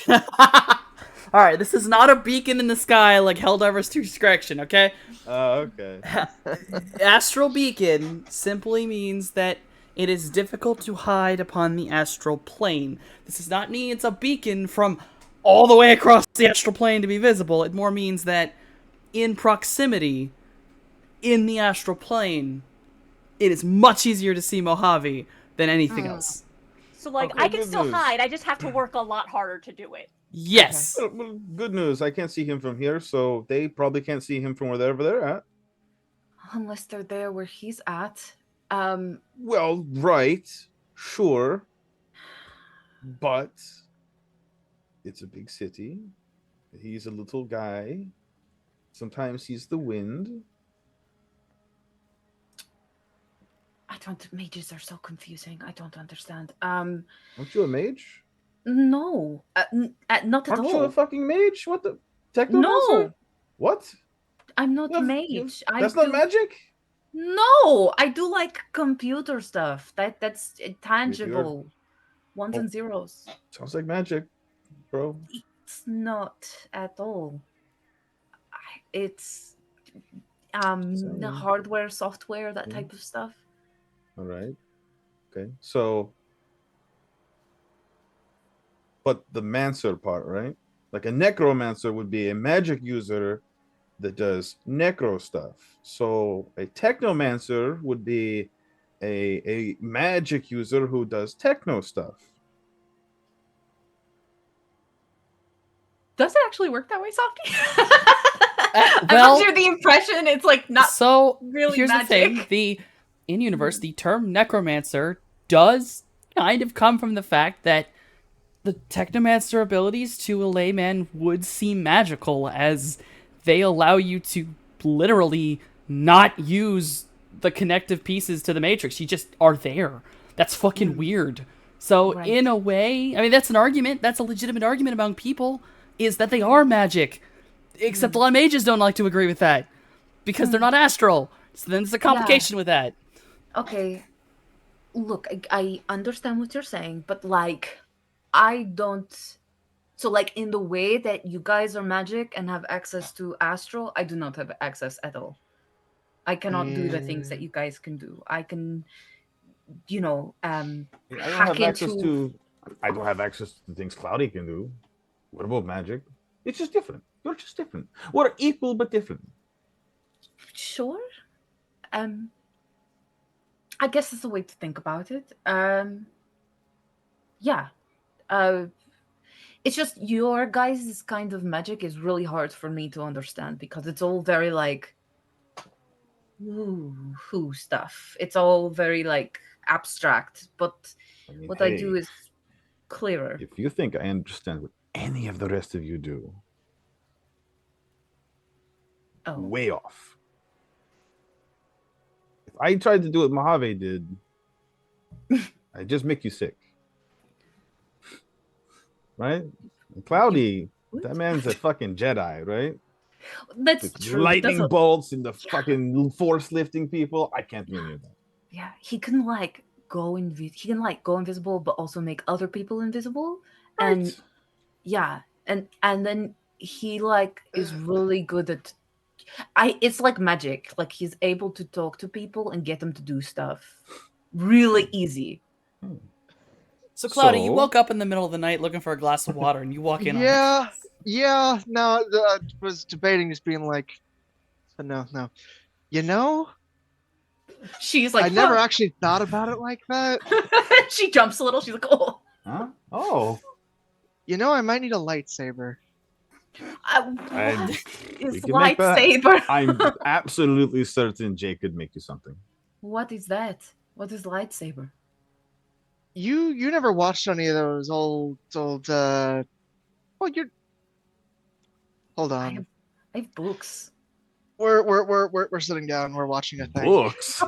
Oh Lord! All right, so are you going to pull up the old classic remastered on Tritio? There's probably a newer version of Star Wars. A remake? if Oh, A yeah. remake Oh, of Star no. Wars? any of them, Watch episode 24. something like that. Yeah, point Yeah. was lightsabers No, it'd be of it'd be a New weird Hope again, but they updated all the special effects to keep with the times again. For And all the sure. guns have been replaced with metal links. And Oh God. Yeah.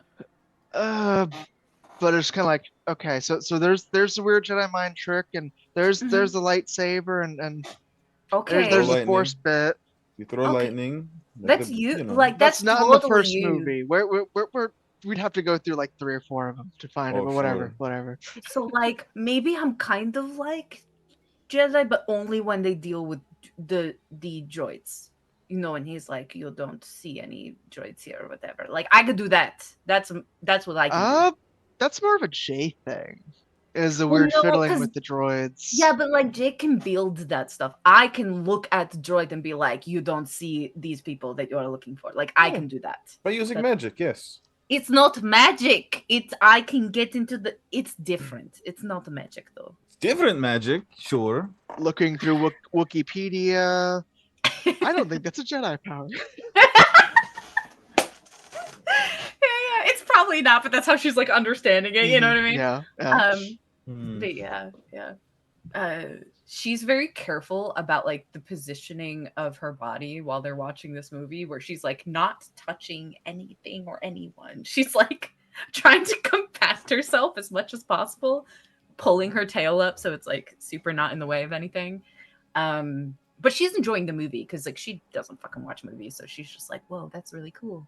And probably asks a bunch of questions and stuff. But Figure Yeah. it's probably towards the end of that Mojave finally wanders back in, though I'm halfway tempted. Like, he wouldn't be trying to come in making a ton of noise because, like, it's the middle of the night and that's rude. But, like, right, y'all no, are- same. y'all are watching a movie. Can I roll stealth to see if I can get in quietly? Yes, you can. And everyone else roll perception. I don't actually have stealth, so what am I defaulting? You're defaulting agility. You're defaulting agility limited by your physical. Okay. I just, am I able to make in without y'all noticing me? I'm gonna pop up behind you on the couch, or am I tripping over the doorstep again? Yeah. Let's see what everyone else's perception is. I want to see if anyone crits or crit Also, fails. side note, she definitely at the party asked her mom to teach her how to hide her scale, or like the color shifting in her scales. Oh yeah. Because she's like, Mom, you gotta help me. She was like, You "Stop modified by being weird." physical, right? My brain I've is got to be braining. able to lie, Mom. I have On. to lie. Mojave, say that one more time. Agility and physical, did you say? Yes. Default Okay, with just agility. wanted to make sure that I perceived. Yes. Jeez, fucking everyone perceived. So as you all are sat there watching the movie, you You hear all him fully drop his keys in the hall. yeah. You all hear Mojave trip in the hallway, and then you hear as he continues to walk, 4 Febreze cans fall out of his bag along the way. He runs back to go get them all. He finally opens the door. As he gets in, he trips over Midori, who had been laying by the door, and then just goes straight up tumbling towards the couch. Midori then proceeds to make the droid noise, makes the R2-D2 noise as he goes flying across the room. And the door slams shut behind me. Yes. I think there's like the initial shock where she's like, Jesus, what's going on? Hi, Mojave. Hi, Mojave. Oh my god, Midori! Midori is currently like rolling around very unevenly, making like confused R2 noises. I go to him and pick him up and I'm like, you're okay, buddy. Yeah, Mojave also just sort of lying on the floor, tangled in himself, kind of like waves. Oh, So hey, how do Hi. you feel about not going anywhere and keeping your eyeballs shut for like 2 weeks? still flat on his back on the ground, just blinking up at you like, huh? So I found out tonight that Bloody Mary is likely trying to do like a weird gift giving ritual. And like we already know she was kind of like trying to get anxiety with his teeth to give to Manonongal. But like you're sort of like next best thing because you're astral beacon and you've got to, super in touch with your spiritual self and astral stuff. So the best way to keep you guys safe is if you don't go anywhere. If you stay home. And maybe close your eyes because you've like a beam in the astral.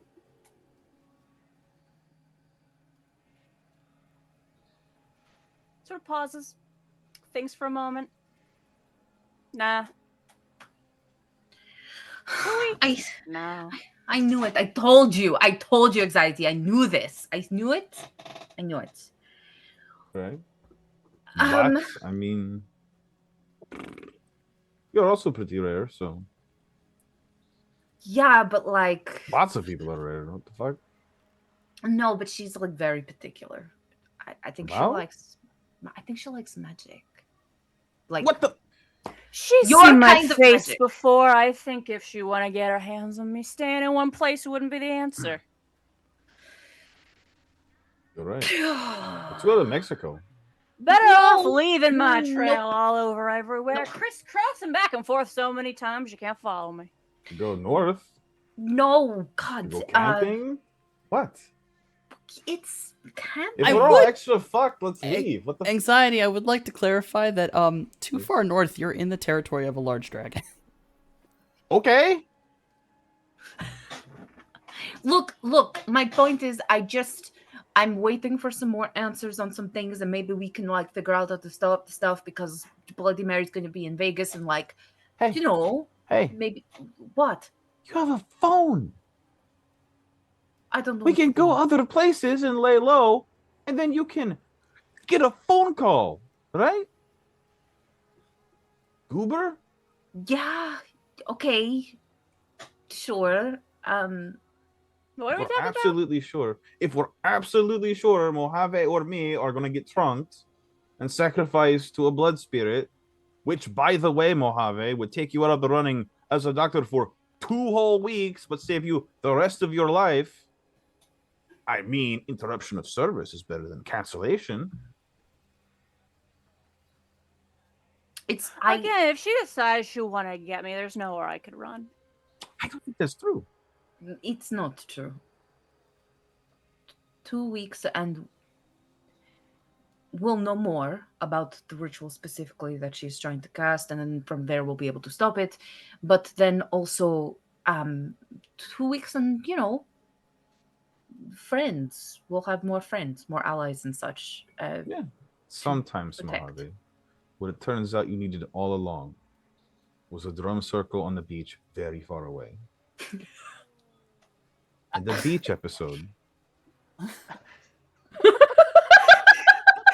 Still just flat on his back on the ground, looking up at y'all just from one to the other, no idea what you're saying anymore. I'm trying to remember what I'm allowed to say from that meeting because I don't want to fuck up. It's really hard, isn't it? It's really hard, isn't it? Look. Have fun. Now, gonna help Mojave up off the floor. We could go away, take a little vacation. I know your people are in trouble, but so are you. We come back when it's all clear, and while we're there, we collect ingredients. All the weird shit you can get through customs.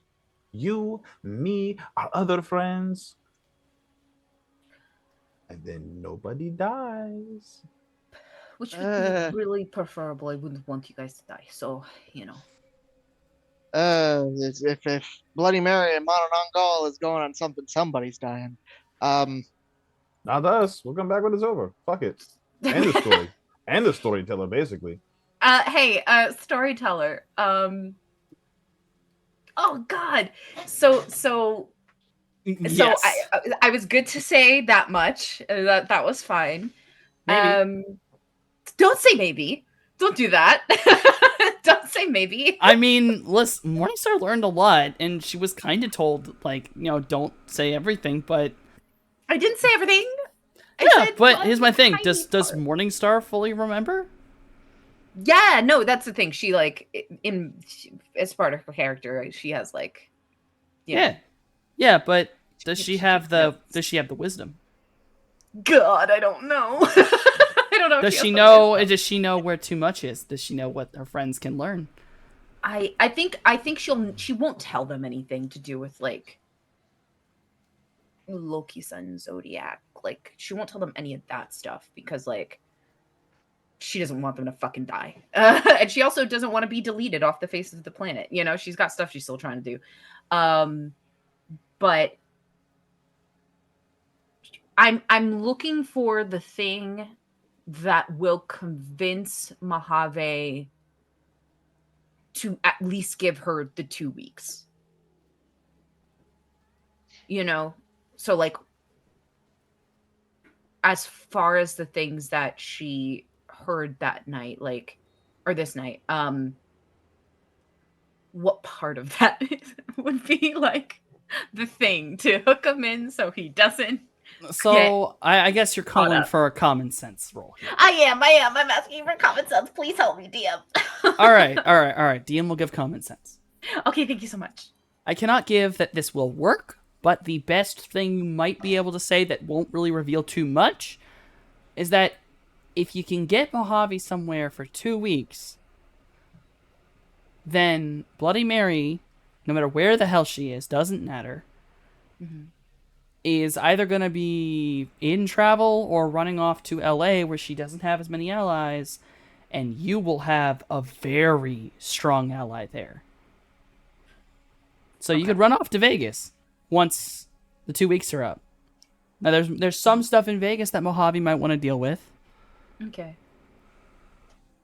There's not a lot else. Like, I'm not in Mojave's head as the storyteller. Yeah. Mojave's in Mojave's head. Sometimes. Most of the Sometimes. time. Most of the time. Yeah. And Mojave is stubborn. Unfortunately. So, like, the most you can talk about is the ally thing, because at least that's more like, hey, someone we know who will help us will be there. Because it's either going to be your mom or 404, which they already know. They don't need to know why they're going to Vegas. They just won't be there. Yeah. But that's about all you got. Yeah. Okay. So she goes, well, like, okay. So I know it's a lot, but in like 2 weeks' time, some people that we know will be in Vegas, and we sort of already had intentions of going that way to deal with stuff. And so we'll have really, powerful allies there to help us with that, should anything get a little weird. And Bloody Mary will be in LA, where she doesn't have allies like that. She doesn't have people who are really trying to help her. So keeps us safe, but also you'll get to, maybe learn more about yourself and deal with some stuff. And please, Mojave, just the 2 weeks. And then after that, we come back. Okay? Huh? What? You want me to pretend to not exist for 2 weeks? No, And just then exist somewhere else. Going to Vegas, and then I'm... Huh? Yeah, we're gonna go to Vegas for 2 weeks. We just can't be here at the same time as Bloody Mary. Yeah, for 2 weeks, that's it. Then we come back.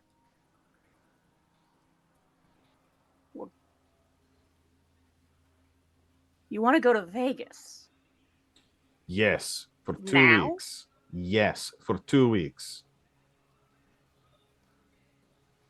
Yes, Yeah. for 2 weeks. Yeah. If we go there, it won't just be for 2 weeks. Look. Why would we? What? Look. If we go there, we're going to be sticking around. Okay. Got business there. Yes.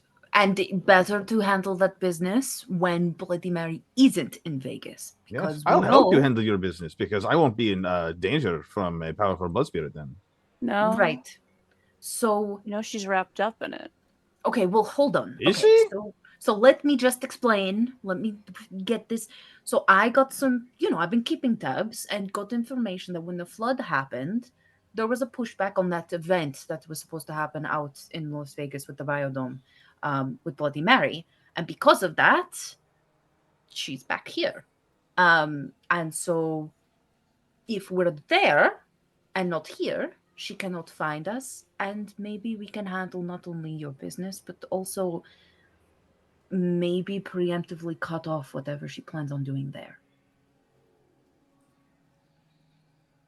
It keeps you safe, but also can stop whatever bullshit she's about to pull out there. Yeah. And then if she goes back to Vegas, we go back to LA. Fuck her. Right. Mojave's just like looking at y'all, just one eyebrow raised, just like Yeah. I think because you always perceive in the astral and stuff, like you'll see like Morningstar is being so incredibly earnest right now. Like it's like walls down, super earnest, like please. Like I think you know Morningstar well enough to know that if something should happen to you, like that would be too much, And so she's like basically begging you to not stay, for us to not stay here. And then I'll say this is where like just Mojave goes and sits down on the couch, and I mean you'll notice that he has sort of like the moment Vegas was mentioned, he focused up. He's entirely in himself. He's with it at the moment. But just sort of looks at y'all. You want to go to Vegas, where it will be safe. That's what you're telling me? It doesn't have to be Vegas. You could go anywhere that's fun. That's not gonna get me specifically killed by some shit they didn't do. Let me tell you, you don't want to go to Vegas. Look. Okay. Cancun? Not Mexico. Definitely not Mexico. We stay away from the South. We stay away from Matsland. Yeah, we're we're gonna end up in Vegas. Look. Tokyo? That's really far away. Wait a minute. Please do not go to Japan. Please do not go to Japan at all. Please. Where do you guys want to go? Seattle's a better plan than Japan, and we have at least one megacorp looking for some of us up there. I would rather not. No. So okay, look. He isn't going to know that you're there. Stop throwing. The fuck is that? He is not going to know you're there. And so it will give chance for reconnaissance. But also, we have to go up to Vegas anyway. Oh, I know. So, look. It is safer there than it is here right now. Which tells you how dangerous it is to be here.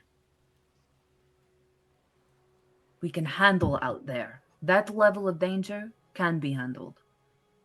What's here? Not right now. And, as I said, we will have super powerful allies in Vegas. So, extra help.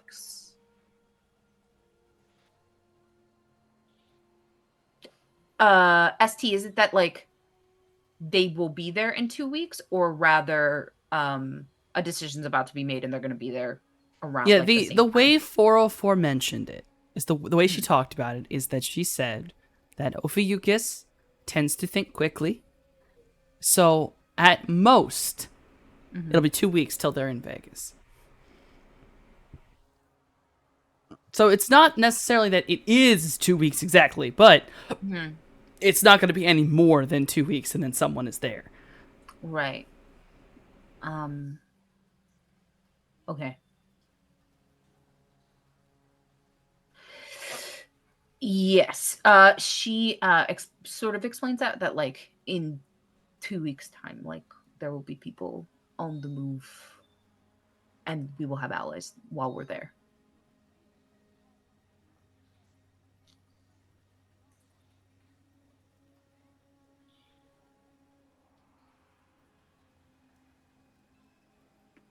I figure it's, better for us to try to get a head off on all this stuff earlier rather than later.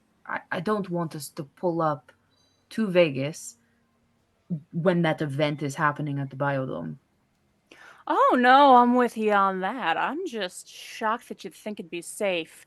Sort of here, Well, he turns and looks at Liam. Do you? I don't remember. It was a while ago. Do you know what's waiting for us in Vegas? Do you know what we're in right now? No, the information I have from these guys is that Big Blood Spirit wants me specifically right here, right now, for this 2 week window. And if I fuck off for that, I am okay from that thing specifically. And there's a lot of things I can spin kick.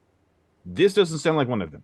Well, the lady who's working with that blood spirit Yep. is working also with my brother who's in Vegas about to open a biodome. So if we're running there,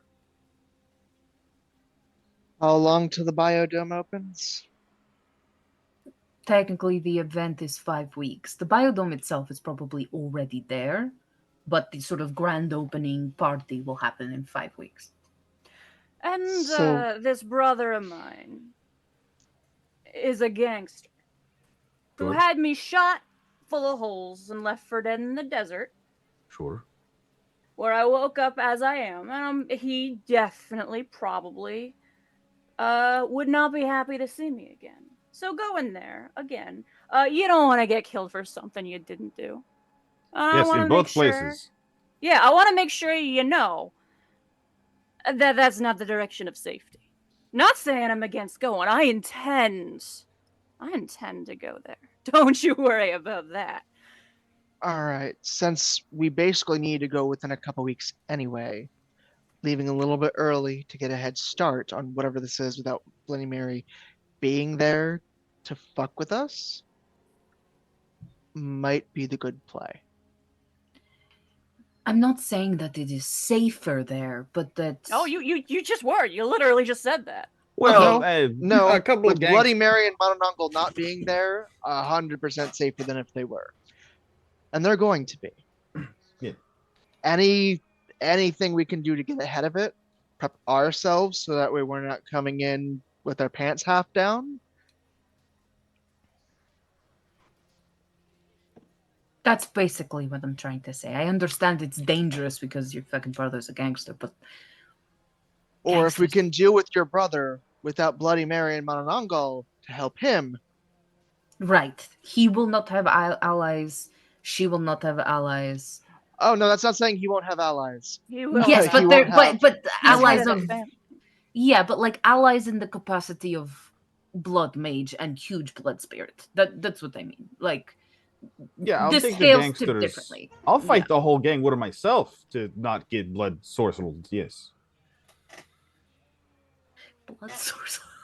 Yeah, I said it. I don't want that to happen. What? No, I don't want it to happen either. It's a real world. I've been dealing with blood sorcery and their ilk for years, and I have never heard the term blood sorcelled. Wow, different social groups, I guess. Well, that news mostly in Spanish, but Oh, well, that'll fucking do it. So yes, that is what I'm proposing. I get it feeling a little weird and a little rushed, but this is a window that we are not going to get again. Hey, I'm not arguing with that, Scales. I'm not arguing with that. I mean, you're saying it now. I've been thinking it. I've been thinking it for a while. It's about time I start making moves. I just look me in the eye here. If we do this, I don't want you having any illusions it's gonna get rough. I know. I'm not. We're not running away. We're running into it. I know. Okay. Yeah, Because but you this were way talking running we're. away talk. Well, yeah, from the giant blood spirit. This way we're pre-gaming it.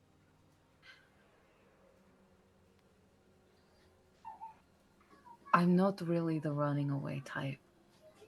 And you know I'm not. The only reason why I left he is because he physically forced me to leave. And I just wasn't strong enough to fight him. So if we were going to go into the thick of it, the eye of the storm, why'd you pitch this conversation with Mojave? Why don't you lie low and close your eyes for 2 weeks? Oh, because fucking anxiety said maybe I give that option. And so I thought, okay, fine, I'll give that option. You can But do I it. knew you weren't going to take it. I knew it. I told him that. It was to make the second option sound better. Sure. Which it does, right?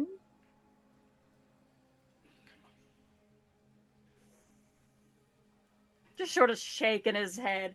Cause like low-key, DM, if you'll allow, like Mojave away doing Mojave things, I high-key imagine he has been one part, doing streak duck things, attending to his people, acting in those circles, but also he's got his ear out. He'd been asking around. He would have been asking around specifically about, hanging around, the casino. Who goes to casinos? People who go to casinos go to casinos. Maybe they know about Vegas. Maybe they've heard things, heard rumors. Nothing so blatant as I have asked questions that could then circle around in the rumor mill, but listening, paying attention, and putting out feelers astrally as well, gathering info, because before this was brought up, Mojave has high-key been like, I am going to end up in Vegas. We need to start making our move. Yeah. Okay, so yeah, we pack up our stuff, head off to Vegas, and we deal with that.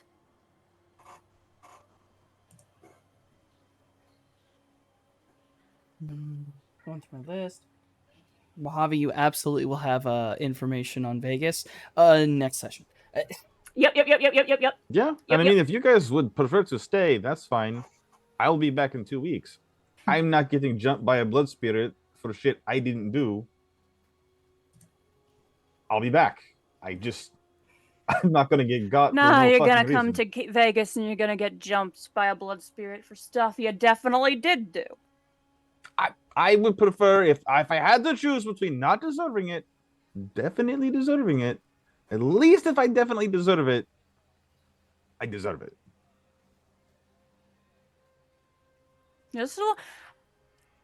But I was never arguing against going to Vegas. I just want to make sure we've all got it straight.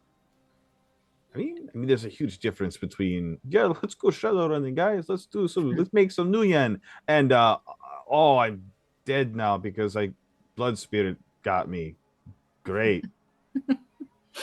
I could do something about that for sure. Mm-hmm. One of them is dead, and the other is a job. All right, so we get some rest and we leave tomorrow. Yeah. Okay. Good. I should probably get in touch with Frenzy first. If you want, I can send him a message. Take a day. How about we take a whole day? Tie up any loose ends we still have here before heading day after tomorrow. Okay. I'm okay with that. If I can send messages too. I have Frenzy's number, so. I mean, it's telling him, but there's people who rely on me, Scales.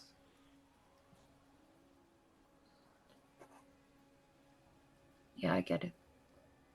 All right. I'm just quietly on my MetaLink pricing a plane ticket to Vegas. Like, oh fuck. It's kind of a lot on short notice. Oh shit. Hey guys, who's into road trips? That's how we were going to go. Oh fuck! Thank you. I can't afford the plane ticket. We weren't gonna use a plane. Me on a plane? We have a giant tank. Yeah. Right. If you think we're not going to take that with us, the tank? Nuts. Yeah, the amphibious. That thing gets 4 yards to the gallon. Yeah, but that's more expensive. But it comes with a tank. Who's fueling that bitch, Cloudy? Not me. Jay is fueling that. I can buy snacks for the road. That's me. That's me, bro. I bought a 6-pack of soda and some chips. I'm broke. Look, I'm pretty sure there's some solar panels in it, so I mean, Yeah, there's a lot of ways that thing is powered. yeah. yes. We One just on keep telling top, him it's a more tank. expensive stuff. We just It's keep a telling- tank. Yeah, It but like slides the outer shell. paneling back, and there's just Yes. solar panels underneath Bro, it. It's I've honestly seen- kind of I've silly. seen houses with 12 solar panels not break even. I don't know what to tell you, brother.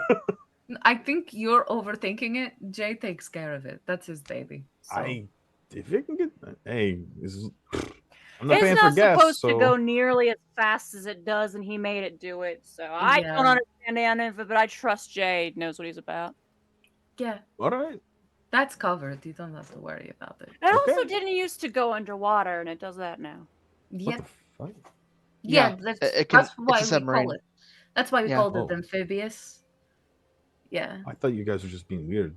No, it's Oh, no. amphibious because it's a van that's phibious. Yeah, it was originally an Ares like tank car, and Jay stole it. Huh? Yeah, And then talked to a whole bunch of metaphorical sharks, not the literal ones. And they helped him fix it up. yeah. So now they can Oh. go underwater. It's like all terrain, you know. I'll say. Okay, sure. Plus, the windows are guess. tinted, so you don't have to worry about the sun. I'm less Right. worried about how we're getting there. But we're gonna have we're gonna have our work cut out for us once we're there. We can, I can help do stuff. right? Just- We can disguise you too. You don't I have just to. don't Like... want to get blood sorceled.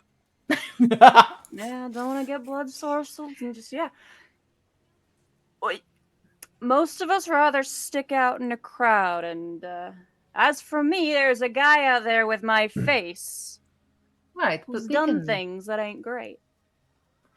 We can Sure. adjust how your face looks.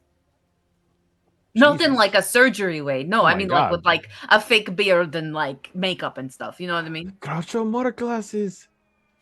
What? Groucho Marx glasses? I don't know what that is. Google it. Okay. And she does, and she's like, "Oh, what the fuck?"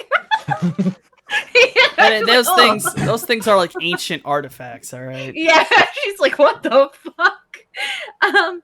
But yeah, it's so yeah, we can disguise how you look, change how your clothes are. You know, hiding your face isn't going to be a problem.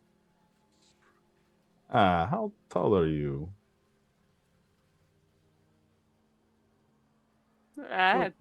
Mojave's like 6 foot tall. Yeah, he stands up a little straighter. He can't remember the number off the top of his head because it's literally never occurred to him to care. But he straightens up and he's he's about 6 foot even. Jesus, all right. I was gonna Yeah. say we could slap a beard on this bitch and pretend he's a dwarf, but Oh Well, we could still give you a beard. no, I'm decently tall when I'm not falling over. Yeah. okay. Yeah, we can Just sit a lot then. Yeah, Plus, we Then can. boom, I mean, you're a dwarf. generally more. I don't want to look too big because then the people shoot at me, and if I'm smaller, it's less to hit. Yeah. Mhm. You get you a baggy Also- trench coat and a beard, and you can be a hobo dwarf.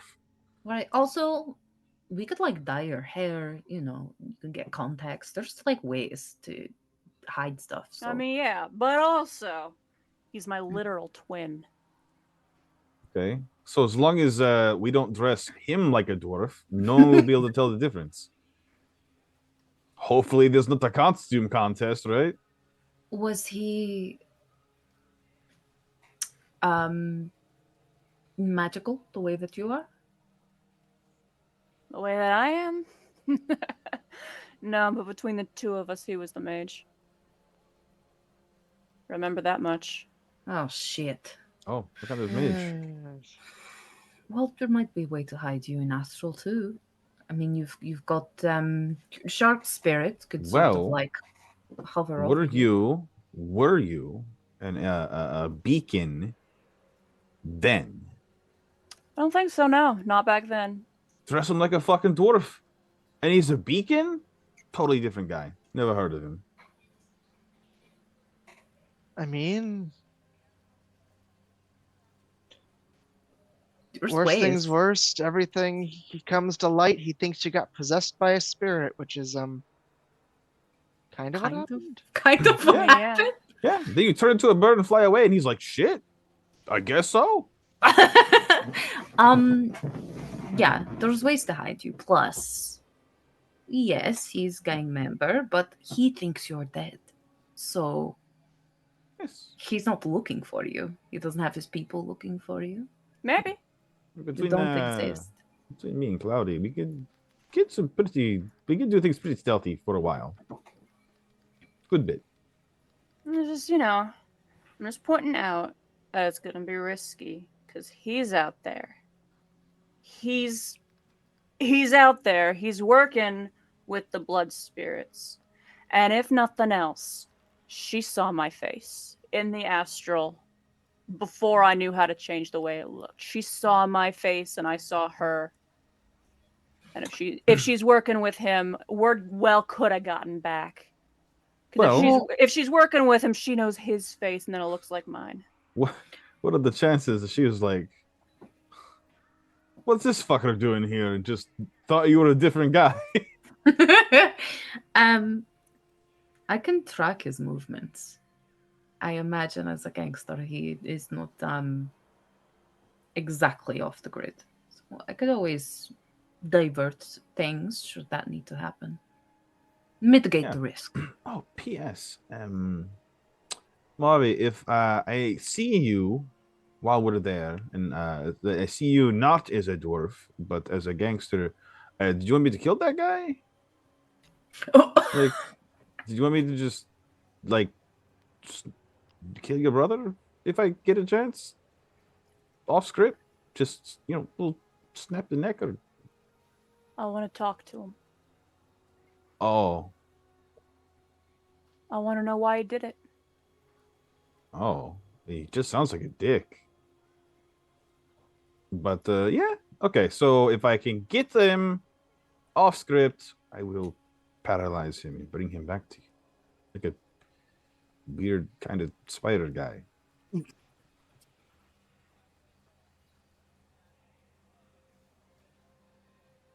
There's options. Yes. Sort of like, for a moment there, he's staring off into space, just like mention of like really thinking about his brother, going over the memories that he has recovered of the guy. Sort of shakes himself out of it. Yeah, all I'm saying.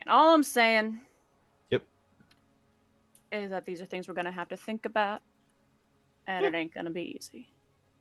I don't know. You don't know. Could be easy. I'm pretty good.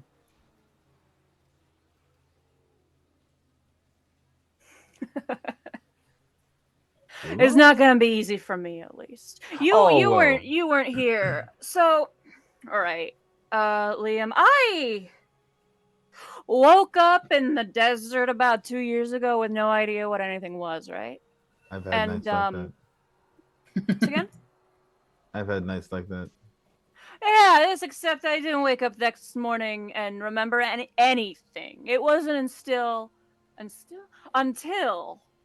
it wasn't until I came and started running with these folks that things really started to come back to me. And sometimes it hits. It hits.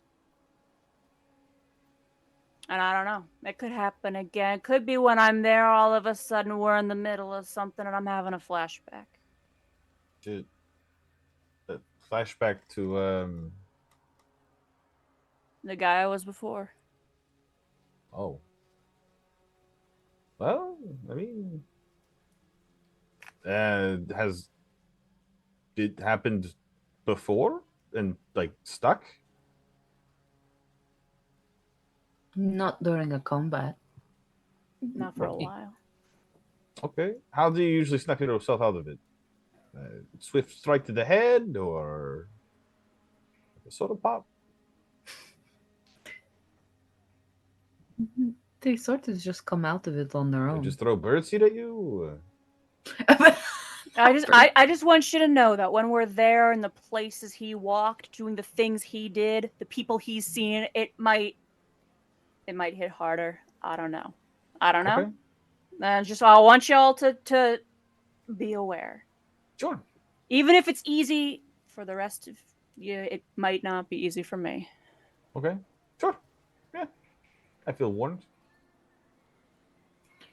Morningstar will just reach out and grab Mojave's hand and squeeze it, sort of like in that same support way that she's done before, and says, "Who knows?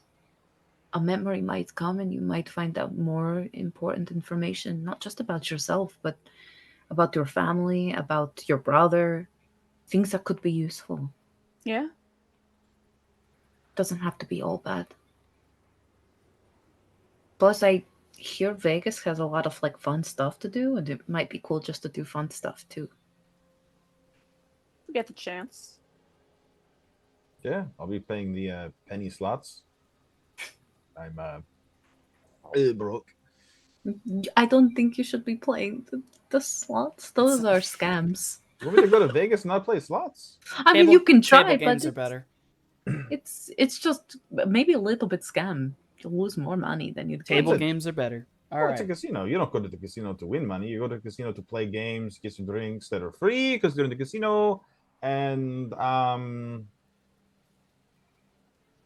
around. Now, I hate to cut everyone off, but as this conversation continues on into the night, it is in fact almost midnight where I am. We have been going for 5 hours, 20 minutes.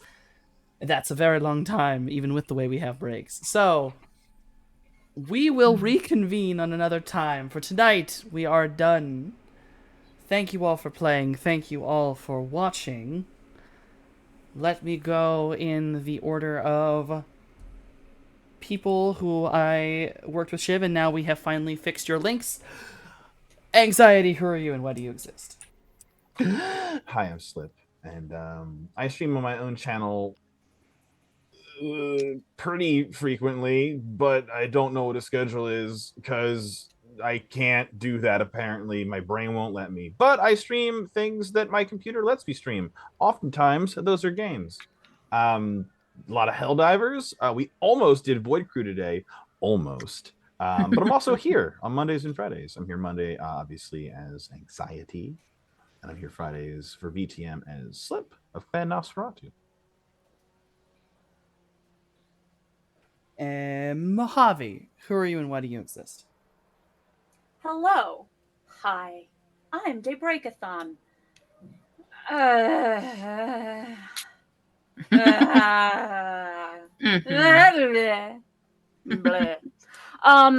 You can find me over on my channel, Daybreakathon, where I stream whenever I want, whenever I can. Lately, it's been a lot of Stardew Valley because I have finally picked that game up for the first time, and it's eaten my brain, and I'm having a very good time.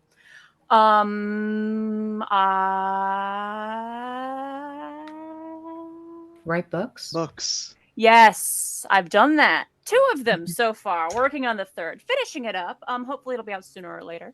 Highly recommend.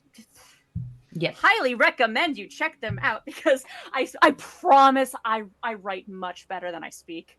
I also do the character art. The characters who have art. My commissions are open if you'd like me to do some art for you as well. You can find me here on Table of Horrors on Mondays, being absolutely incoherent as Mojave. I'm sorry. I'm stuck. I'm stuck. That's what it is. I'm stuck.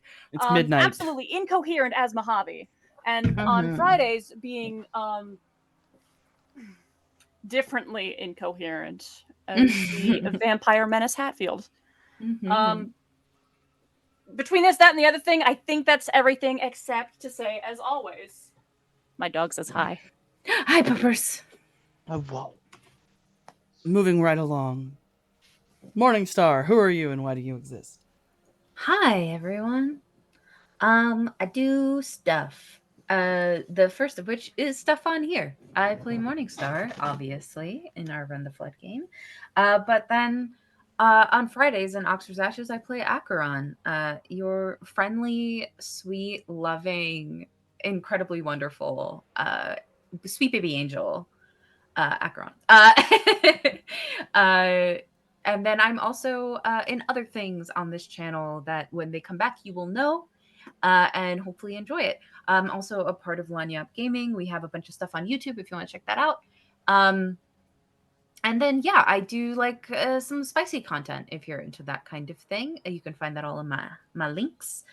Other than that, that's about it. Just hanging out, doing TTRPG stuff. Cloudy, who are you and why do you exist?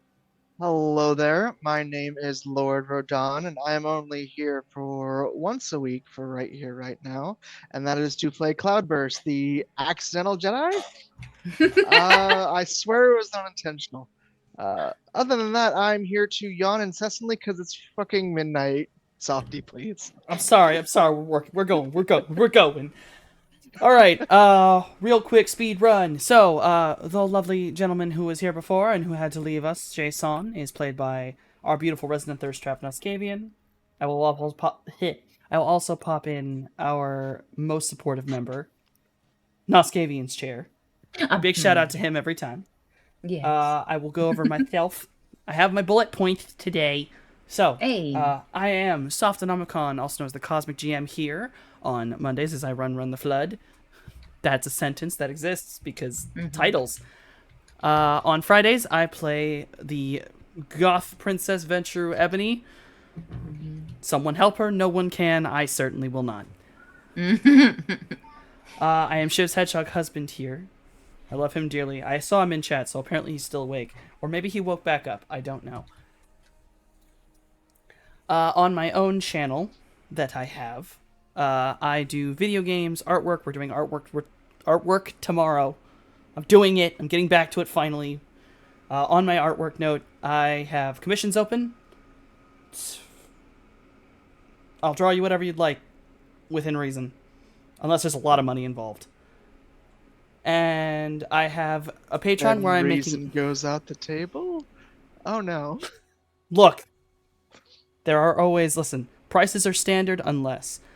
I have a Patreon where I'm making a coloring book, The Periodic Table of Monsters, if you would like to support me with that. Or have some coloring pages to do.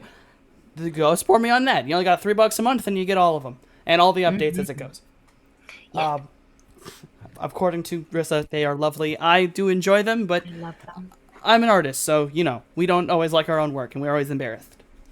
No, it's great. Go check it out. It's pretty good. Realized I didn't fucking actually put my damn link in there, did I? No, you didn't. I didn't. So I'll put my link, and then I'll do TOH's link, because I'm smart, and we're gonna go raiding on the TTRPG Academy, because I do like them. They're continuing their Candle Obscura. Ooh, fun. But we cannot go.